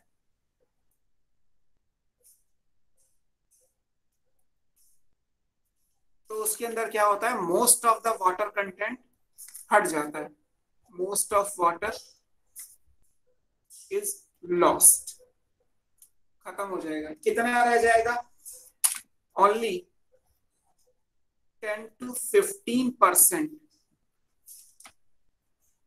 वाटर इज प्रेजेंट। मतलब एक नॉर्मल सीड के अंदर, जिस सीड को आप सूखा हुआ मान रहे हो ना, उसमें भी 10 से 15% वाटर होगा, क्योंकि इतना वाटर तो सीड में जो एम्ब्रियो है उसको सरवाइव करने के लिए चाहिए। तो ये स्टेटमेंट इंपॉर्टेंट हो गया कि एक मैच्योरिटी पे भी 10 to 15% वाटर कंटेंट प्रेजेंट है। फिर ऐसे प्लांट जिनमें सीड बनता है, आप मान लीजिए प्लांट को नेक्स्ट जनरेशन लानी है, तो जैसे सीड को लगाते हो नए प्लांट बन जाते हैं। सब जगह तो नहीं बनते। आपने आलू के लिए तो ये पढ़ा है, पोटैटो में तो हम पोटैटो को ही कट करके लगाते हैं, वेजिटेटिव प्रोपगेशन पढ़ा है। या जिंजर या टर्मरिक है तो उसमें राइजोम से नए प्लांट बनते हैं। आइकॉर्निया में आपको ऑफसेट से नए प्लांट पढ़ाए हैं। तो जहां वेजिटेटिव प्रोपगेशन है वहां पर डिफरेंट प्लांट पार्ट हैं जिनसे नेक्स्ट जनरेशन आ सकती है। बट जिन प्लांट के अंदर सीड से नए प्लांट बनते हैं, सीड से नई जनरेशन आती है, जैसे ग्राम सीड से नया प्लांट बनता है। तुलसी का पौधा लगाना है तो बीज से लगेगा, अगर गेहूं लगाने हैं तो गेहूं के बीज से लगेंगे, है ना। तो ऐसे प्लांट जो सीड के थ्रू प्रोपगेट करते हैं उनको क्या बोलते हैं, those plants are called therophytes, है ना। नेक्स्ट पॉइंट क्या आएगा, प्लांट्स which produces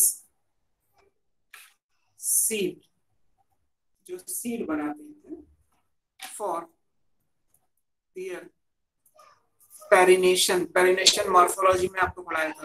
पेरिनेशन का मतलब है to pass on dormancy.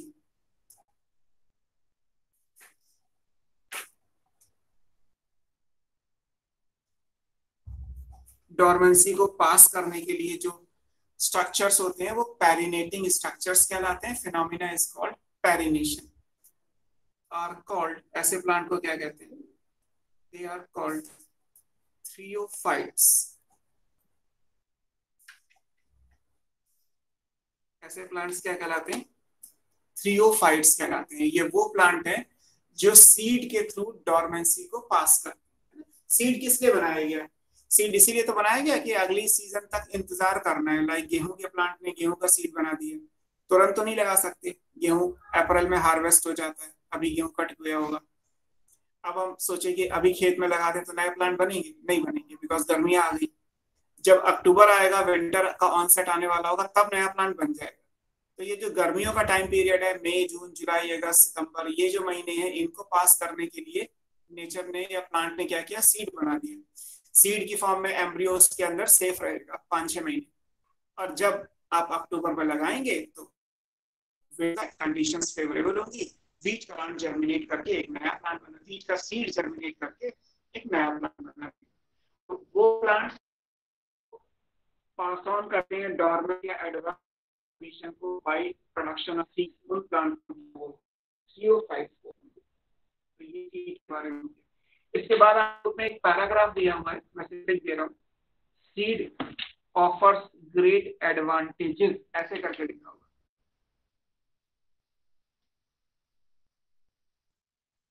Sir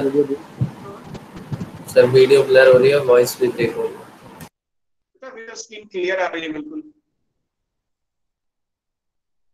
आप देखो। बाकी लोगों को भी आई थिंक क्लियर आ रहा होगा इस टाइम पे, तो मुझे ही क्लियर दिखाई दे रही है। सर क्लियर नहीं है सर, ब्लर है, ब्लर आ रहा है सर, और वॉइस भी ब्रेक हो रही थी पहले तो।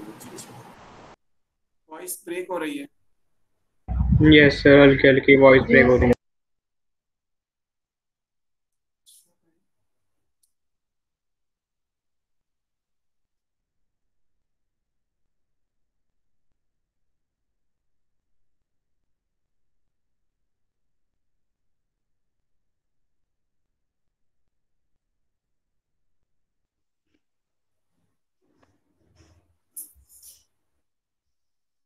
अभी क्लियर है कुछ?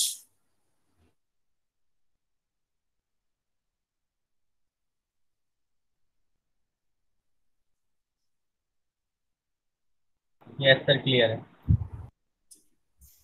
वैसे भी अभी जो पैराग्राफ है, मैं आपको ये बता रहा था कि आपके बुक में एक पैराग्राफ दिया हुआ है, उसमें लिखा है कि सीड्स ऑफर ग्रेट एडवांटेजेस। मतलब सीड्स प्लांट को क्या एडवांटेजेस दे रहे हैं, एंजियोस्पर्म में सीड फॉर्मेशन अगर हो रहा है तो उसका नेचर में क्या इंपॉर्टेंस है, हमारे लिए क्या इंपॉर्टेंस है। थ्योरी है क्योंकि एनसीईआरटी में दिया है, इसलिए आपको पढ़ना है। हो सकता है कोई लाइन किसी क्वेश्चन की फॉर्म में हो, कुछ सिग्निफिकेंट लाइन नहीं है उसमें, कोई डेटा नहीं दिया हुआ जो मुझे राइट डाउन करना है। आपको सिर्फ बुक से पढ़ना है। क्या क्या लिखा है उस पैराग्राफ में? उस पैराग्राफ में लिखा है कि सीड्स की फॉर्म में एम्ब्रियो को प्रोटेक्शन मिल जाता है। सही बात है। अगर सीड नहीं बनता, सीड कोट नहीं होता, कॉटिलिडन नहीं होते, केवल एक एम्ब्रियो बनता, तो फिर एम्ब्रियो प्रोटेक्ट कैसे रहता? क्योंकि अगर आप सोचे कि उस एम्ब्रियो को डायरेक्ट मिट्टी में लगा दें और प्लांट बन जाए, तो ऐसा हो नहीं सकता। Every time conditions are not suitable. तो एडवर्स कंडीशन को पास करना है तो कुछ प्रोटेक्टिव कवरिंग चाहिए, जो सीड कोट ने बना के दे दी। फिर उस टाइम पे न्यूट्रिशन चाहिए होगा, तो थोड़ा सा न्यूट्रिशन भी संभाल के रखना है, तो वो कॉटिलिडन की फॉर्म में रखा गया है। फ्लैशी होते हैं, फूड स्टोरेज में रोल प्ले करते हैं। तो इसलिए वो लाइन लिखी है कि एम्ब्रियो को प्रोटेक्शन देने के लिए सीड का बनना जरूरी है। एक ये एडवांटेज हो गई। दूसरी एडवांटेज क्या है? सीड्स की फॉर्म में एडवर्स कंडीशन भी पास ऑन की जा सकती है, जैसे यहाँ लिखा है, स्पेशली पेरिनेशन। अगर मान लीजिए सीड नहीं बनता तो एम्ब्रियो तुरंत जर्मिनेट कर भी जाता, तो कंडीशंस क्योंकि फेवरेबल नहीं है तो प्लांट नहीं बनता। कुछ सीड ऐसे भी होते हैं कि जिनको आप तुरंत लगाओगे वो जर्मिनेट कर जाएंगे, कोई प्रॉब्लम नहीं है जर्मिनेट करने में, लेकिन प्लांट सरवाइव नहीं करेगा बिकॉज सीजन उनका फेवरेबल नहीं है। तो पेरिनेशन के लिए भी यानी एडवर्स कंडीशन को पास ऑन करने के लिए भी सीड का होना जरूरी है।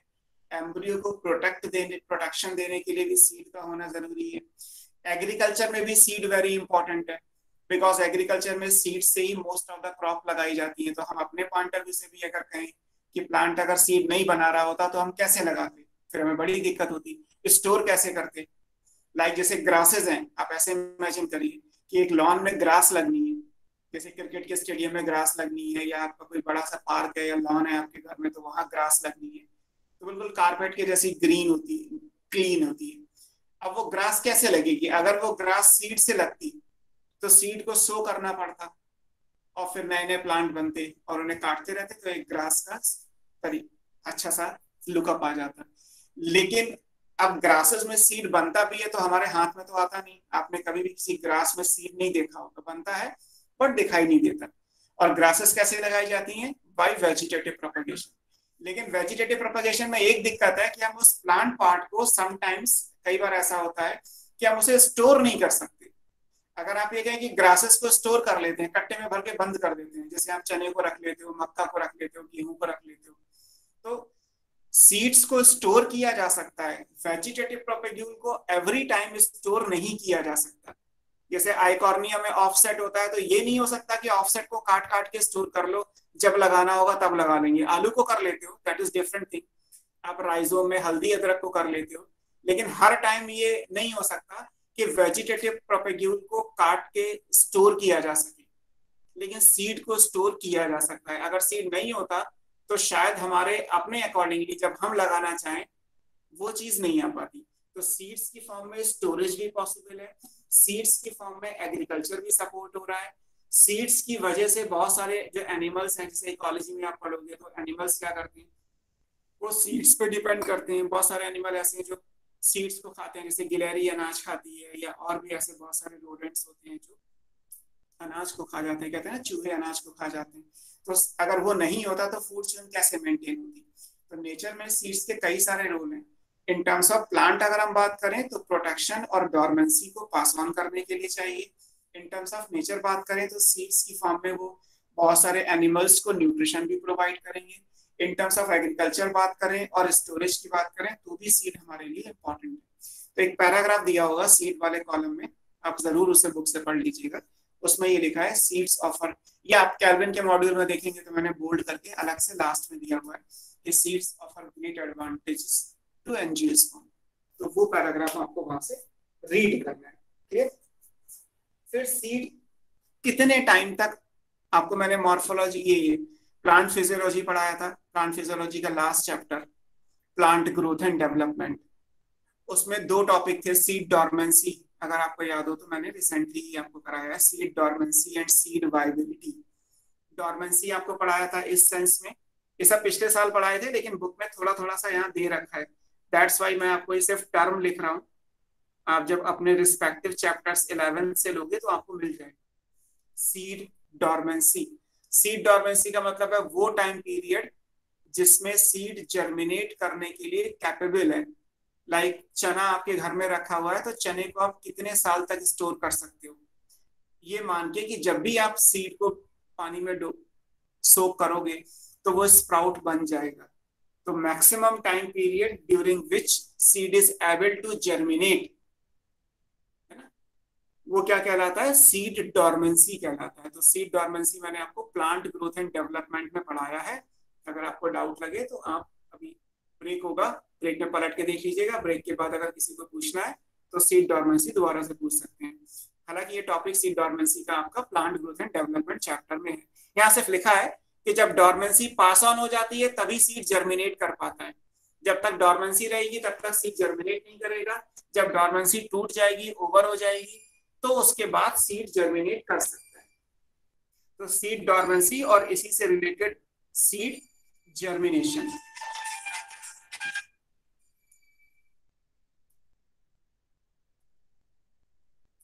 Seed dormancy and seed germination, है ना। सीड जर्मिनेशन का मतलब है when dormancy is over seed is able to germinate. जब डॉर्मेंसी पूरी हो जाएगी, मान लीजिए किसी की 6 महीने डॉर्मेंसी है, तो 6 महीने के बाद आप उसे कभी भी लगा लीजिए, 6 महीने में वो जर्मिनेट नहीं करेगा, चाहे कंडीशन फेवरेबल हो या ना, नहीं होंगी तो वैसे ही नहीं करेगा। अगर कंडीशन फेवरेबल है तो भी वो उस टाइम के अंदर जर्मिनेट नहीं करेगा। So that time period is called dormancy. When dormancy is over seed is able to germinate. तो सीड डॉर्मेंसी, सीड जर्मिनेशन, ये प्लांट ग्रोथ एंड डेवलपमेंट वाले सेक्शन में गिवन है। अब ये बात आती है कि कितने सालों तक। सर हाँ बोलो। सर जैसे कोई एक पर्टिकुलर सीड है तो सबका डॉर्मेंट पीरियड सेम ही रहेगा?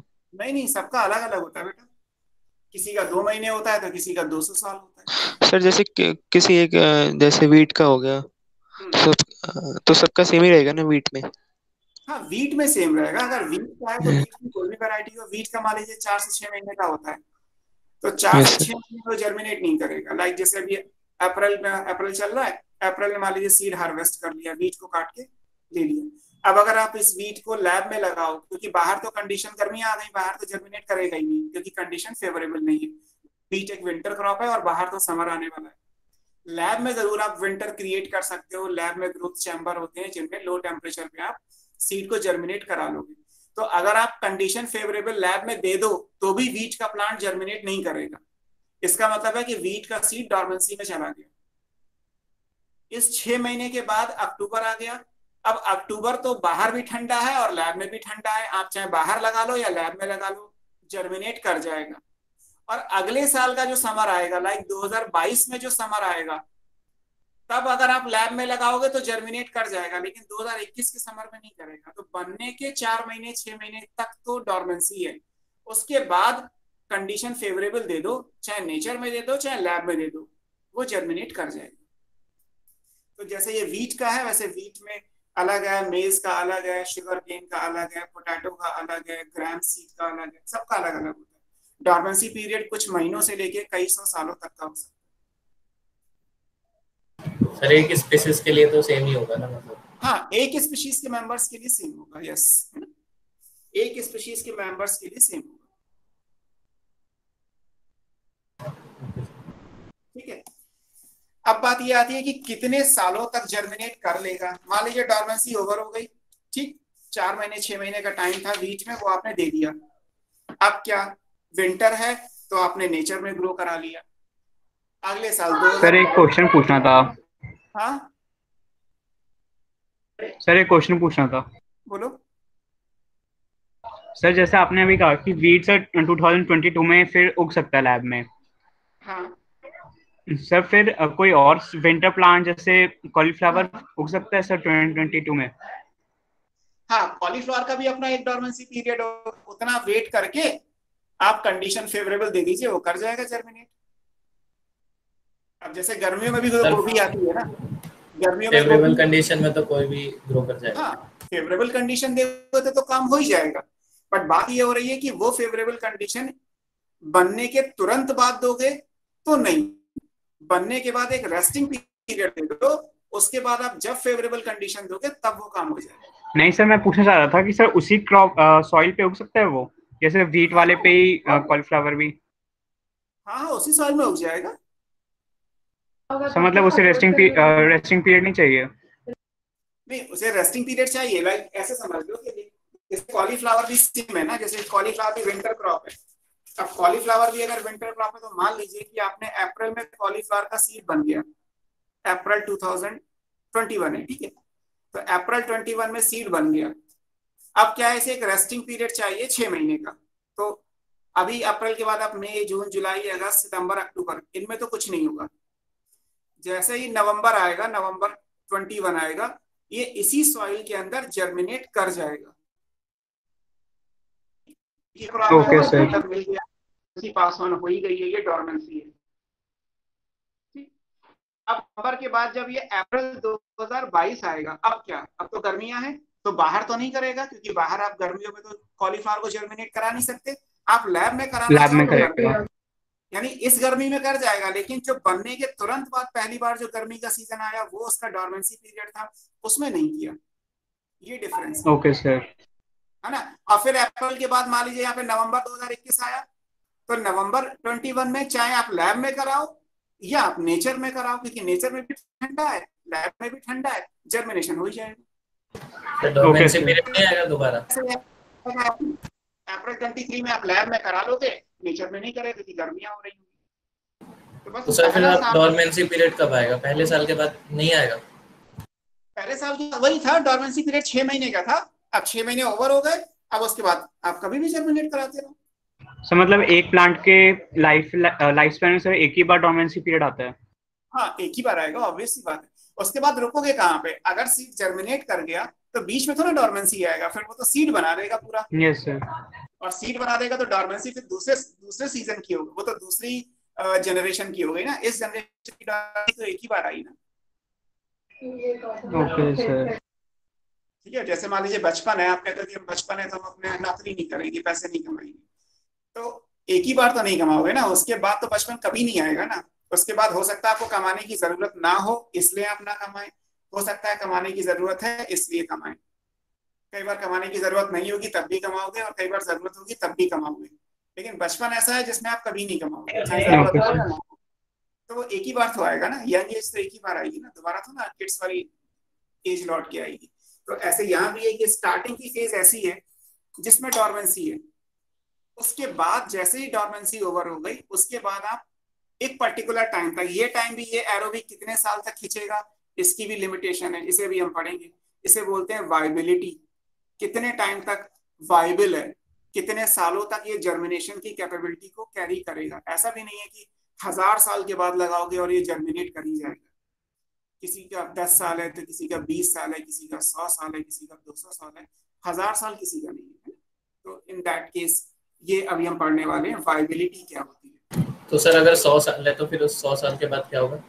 100 साल के बाद वो सीड नॉन वाइबल हो गया। एम्ब्रियो भी तो जिंदा रहने की एक कंडीशन ही है ना, एम्ब्रियो कॉटिलिडन के अंदर है, तो एम्ब्रियो कितने साल तक जिंदा रखोगे? अब ये प्लांट टू प्लांट वेरिएबल है, किसी का एम्ब्रियो 10 साल जिंदा रहता है, किसी का 100 साल जिंदा रह सकता है। सर तो 100 साल वेट करते हैं उसका डॉर्मेंट पीरियड की? ये आपकी चॉइस है, आप लगाना चाहो आप 11वें साल में लगा दो। सर पता कैसे चलता है किसी का 100 साल है?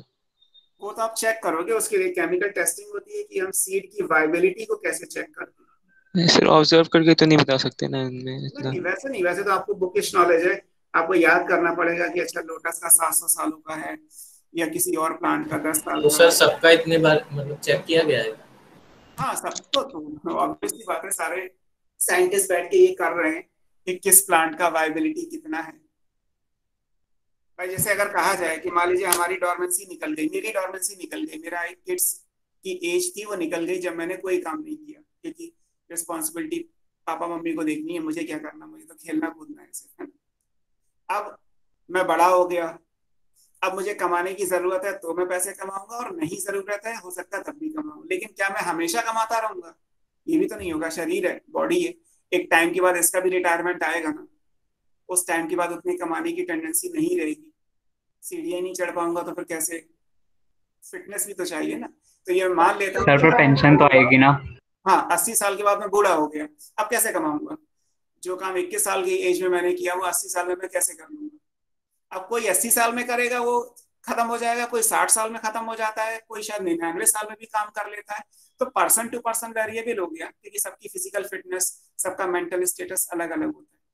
लेकिन एक ये चीज तो तय है ना कि हमेशा इनडेफिनिट टाइम पीरियड थोड़ा है कि आपने डॉर्मेंसी ओवर कर दी तो आप कितने भी सालों तक वाइबल रहोगे। वाइबल का मतलब जिंदा रहोगे। तो सीड के अंदर एम्ब्रियो कितने सालों तक जिंदा रहेगा उसका भी एक टाइम पीरियड होगा, उसको बोलते हैं वाइबिलिटी, है ना। वाइबिलिटी का मतलब है एबिलिटी टू सर्वाइव, जिंदा रहने की जो एबिलिटी है वो वाइबल, वाइबल का मतलब भी होता है जिंदा रहना, सर्वाइव करना। तो यहाँ पे एक टॉपिक दिया है बुक में, छोटा सा है, इसे कंप्लीट कर लेते हैं फिर हम ब्रेक ले लेंगे। इसे बोलते हैं seed viability.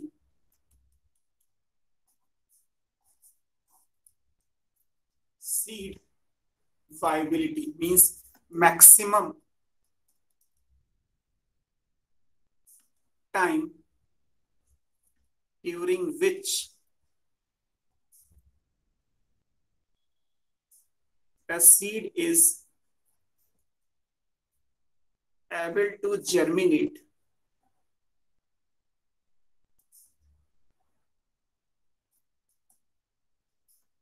if conditions for germination, ये तो ऑब्वियस सी बात है, condition for germination are favourable. अगर आप सीड जर्मिनेशन की कंडीशंस दें तो कितने सालों तक सीड जर्मिनेट करने के काबिल है, वो क्या कहलाएगा? That is called seed viability.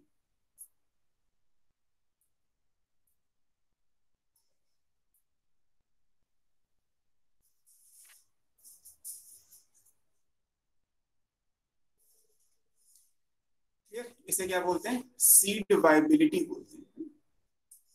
अब इसमें कुछ एग्जांपल्स हैं जो ऑन रिकॉर्ड है, मतलब सिर्फ रिकॉर्ड के बेस पे। रिकॉर्ड के बेस पे दो एग्जांपल हैं आपकी बुक में दिए हुए हैं, है ना, जो कहते हैं ना कि एक्सेप्शनल केस हो गए। जैसे एक सीड है ल्यूपिनस का, आर्कटिक एरिया से निकाला गया, ल्यूपिनस आर्कटिकस, इसको ल्यूपिन कहते हैं इंग्लिश में। इसका जो वाइबिलिटी पीरियड है वो कितना है? अबाउट 10,000 ईयर्स, मतलब 10,000 साल तक ये जिंदा रहा। 10,000 साल के बाद लगाया गया और ये जर्मिनेट कर गया, ऐसा है।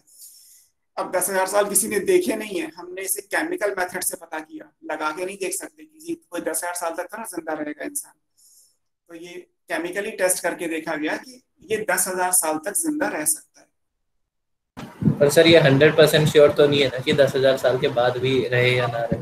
अप्रोक्सीमेट है। इसे आप ऐसे समझ लीजिए कि जिस जगह पे ये पाया गया था उस जगह की कार्बन डेटिंग करके देखा गया। कार्बन डेटिंग आपने केमिस्ट्री में कहीं पढ़ा हो, रेडियो एक्टिव कार्बन को यूज करके करते। ये सर पढ़ा हुआ है। पता किया कि इसका लाइफ स्पैन 10,000 साल पुराना है और आज हमने लगा के देखा और प्लांट बन गया। तो इसका मतलब है कि ये सीड बना 10,000 साल पहले था और आज लगा के देखा और एक नया प्लांट बन गया। इसका मतलब कि 10,000 सालों तक जिंदा रहा, ऐसे माना गया। तो इसका डोरमेंसी पीरियड कितना होगा? डॉर्मेंसी नहीं, डॉर्मेंसी तो इसका कम ही है, डॉर्मेंसी तो बहुत कम होता है। वाइबिलिटी और डॉर्मेंसी अलग अलग चीजें हैं। तो वही पूछ रहा हूँ कितना होगा।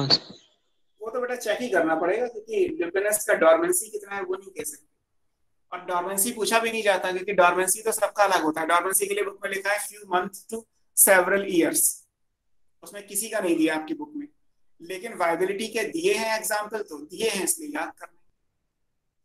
तो ये आर्कटिक एरिया से निकाला गया था। आर्कटिक में तो वैसे भी फ्रीजिंग टेम्परेचर है, -40 -50 तो टेम्परेचर होता है। ऐसे टेम्परेचर पे तो वैसे भी सीड सरवाइव, मतलब चिल कर जाएगा, बिल्कुल जम जाएगा। अब जब निकाल के उसे नॉर्मल कंडीशन दी गई, जर्मिनेशन के लिए फेवरेबल टेम्परेचर 27 से 37 होता है, जब वो दिया गया तो सीड जर्मिनेट कर गया। कार्बन डेटिंग से हमने ये पता कर लिया कि ये सीड लगभग 10,000 साल पहले बना होगा, तो उस बेस पे हमने मान लिया कि भाई सीड की वाइबिलिटी इसकी कितनी हो गई? 10,000 ईयर्स हो गई। ऐसे इसी तरीके से आपकी बुक में एक लाइन लिखी है, किंग हेरोड का पैलेस है नियर डेड सी। डेड सी आपने ज्योग्राफी में नहीं पढ़ा हो, तो वहां पे किंग हेरोड है, उनका एक पैलेस है। उनके पैलेस से एक सीड में का जो 2000 साल पुराना था। दूसरा एग्जाम्पल बुक में दिया है फिनिक्स डेक्टाइलीफेरा, ये बुक में दिए हैं इसलिए याद करने। डेट पाम, इसका जो है वो 2000 साल।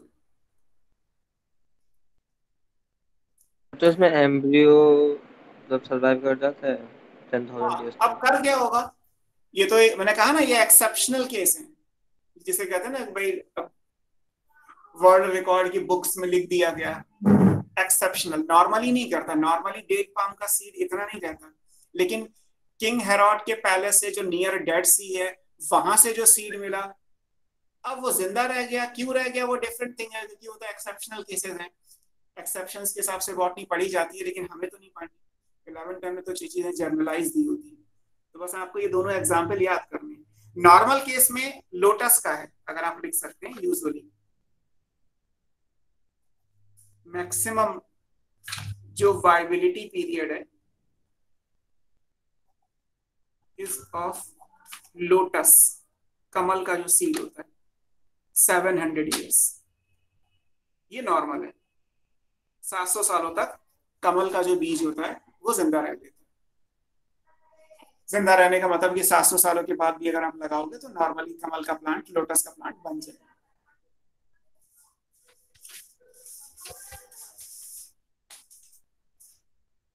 सर ये ऐसा पूछा जा सकता है कि ल्यूपिन कहाँ पाया जाता है, ऐसा कुछ भी बुक में? ये दोनों तो आपकी बुक में दिए हुए हैं।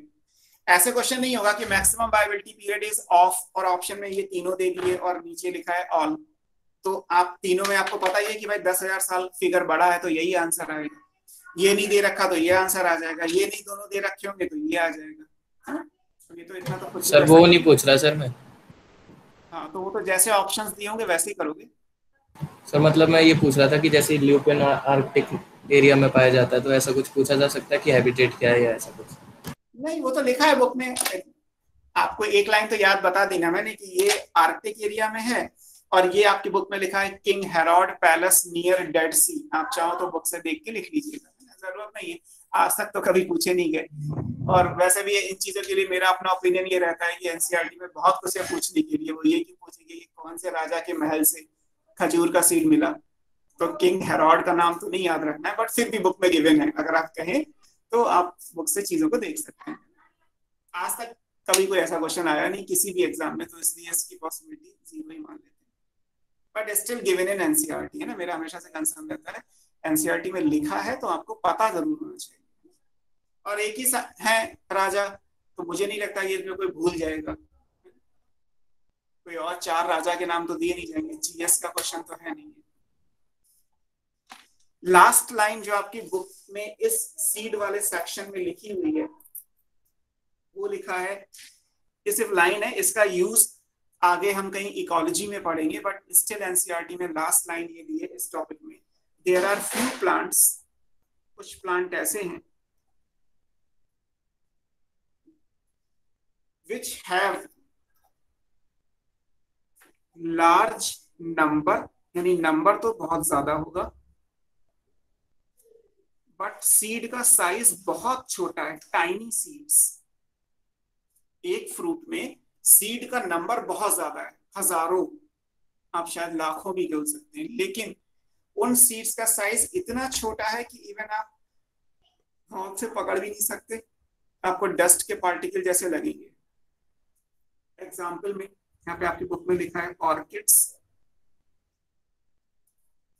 फाइकस, स्ट्रिगा और ओरोवैंक, ये नाम है। Large number of tiny seeds, तो ये नाम आपको याद रखना। अब इन सब में सबसे कॉमन आई थिंक आपके लिए फाइकस है, अंजीर। अगर किसी ने अंजीर को देखा है तो अंजीर सूखा हुआ मार्केट में भी आता है, फल के जैसा भी आता है, नाशपाती के जैसा सॉफ्ट भी होता है। तो उसमें जब आप अंजीर को खाते हो तो बस आपको कुछ खुरदुरा सा लगेगा, फील होगा, दाने दाने से होंगे। जैसे मान लीजिए कोई खाने वाली चीज में थोड़ी सी मिट्टी मिला दी जाए, बालू रेत मिला दी जाए, तो आप जब खाओगे तो आपको लगेगा कि यहाँ कुछ किरकिरापन सा है, समथिंग जो सॉफ्ट नहीं है। ऐसे ही अंजीर में भी लगता है। तो वो क्यों लगता है? क्योंकि जो एक एक पार्टिकल है ना, वो एक सीड है, इतने छोटे हैं कि उन्हें आप छान के अलग नहीं कर सकते, उनको आप किसी भी तरीके से अलग नहीं कर सकते, आपको उसी फॉर्म में अंजीर को कंज्यूम करना पड़ेगा। इनमें से फाइकस ही एडिबल है, बाकी एडिबल नहीं है। लेकिन इस लाइन के हिसाब से ये आंसर है कि देयर आर फ्यू प्लांट जिनमें सीड का नंबर तो बहुत ज्यादा है लेकिन सीड का साइज बहुत छोटा है।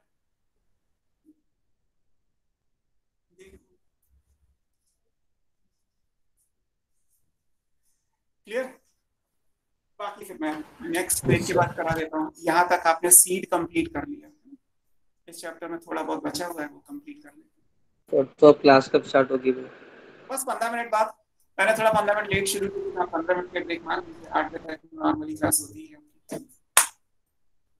ओके सर, ठीक है, 15-20 मिनट बाद मिलते हैं। Okay sir.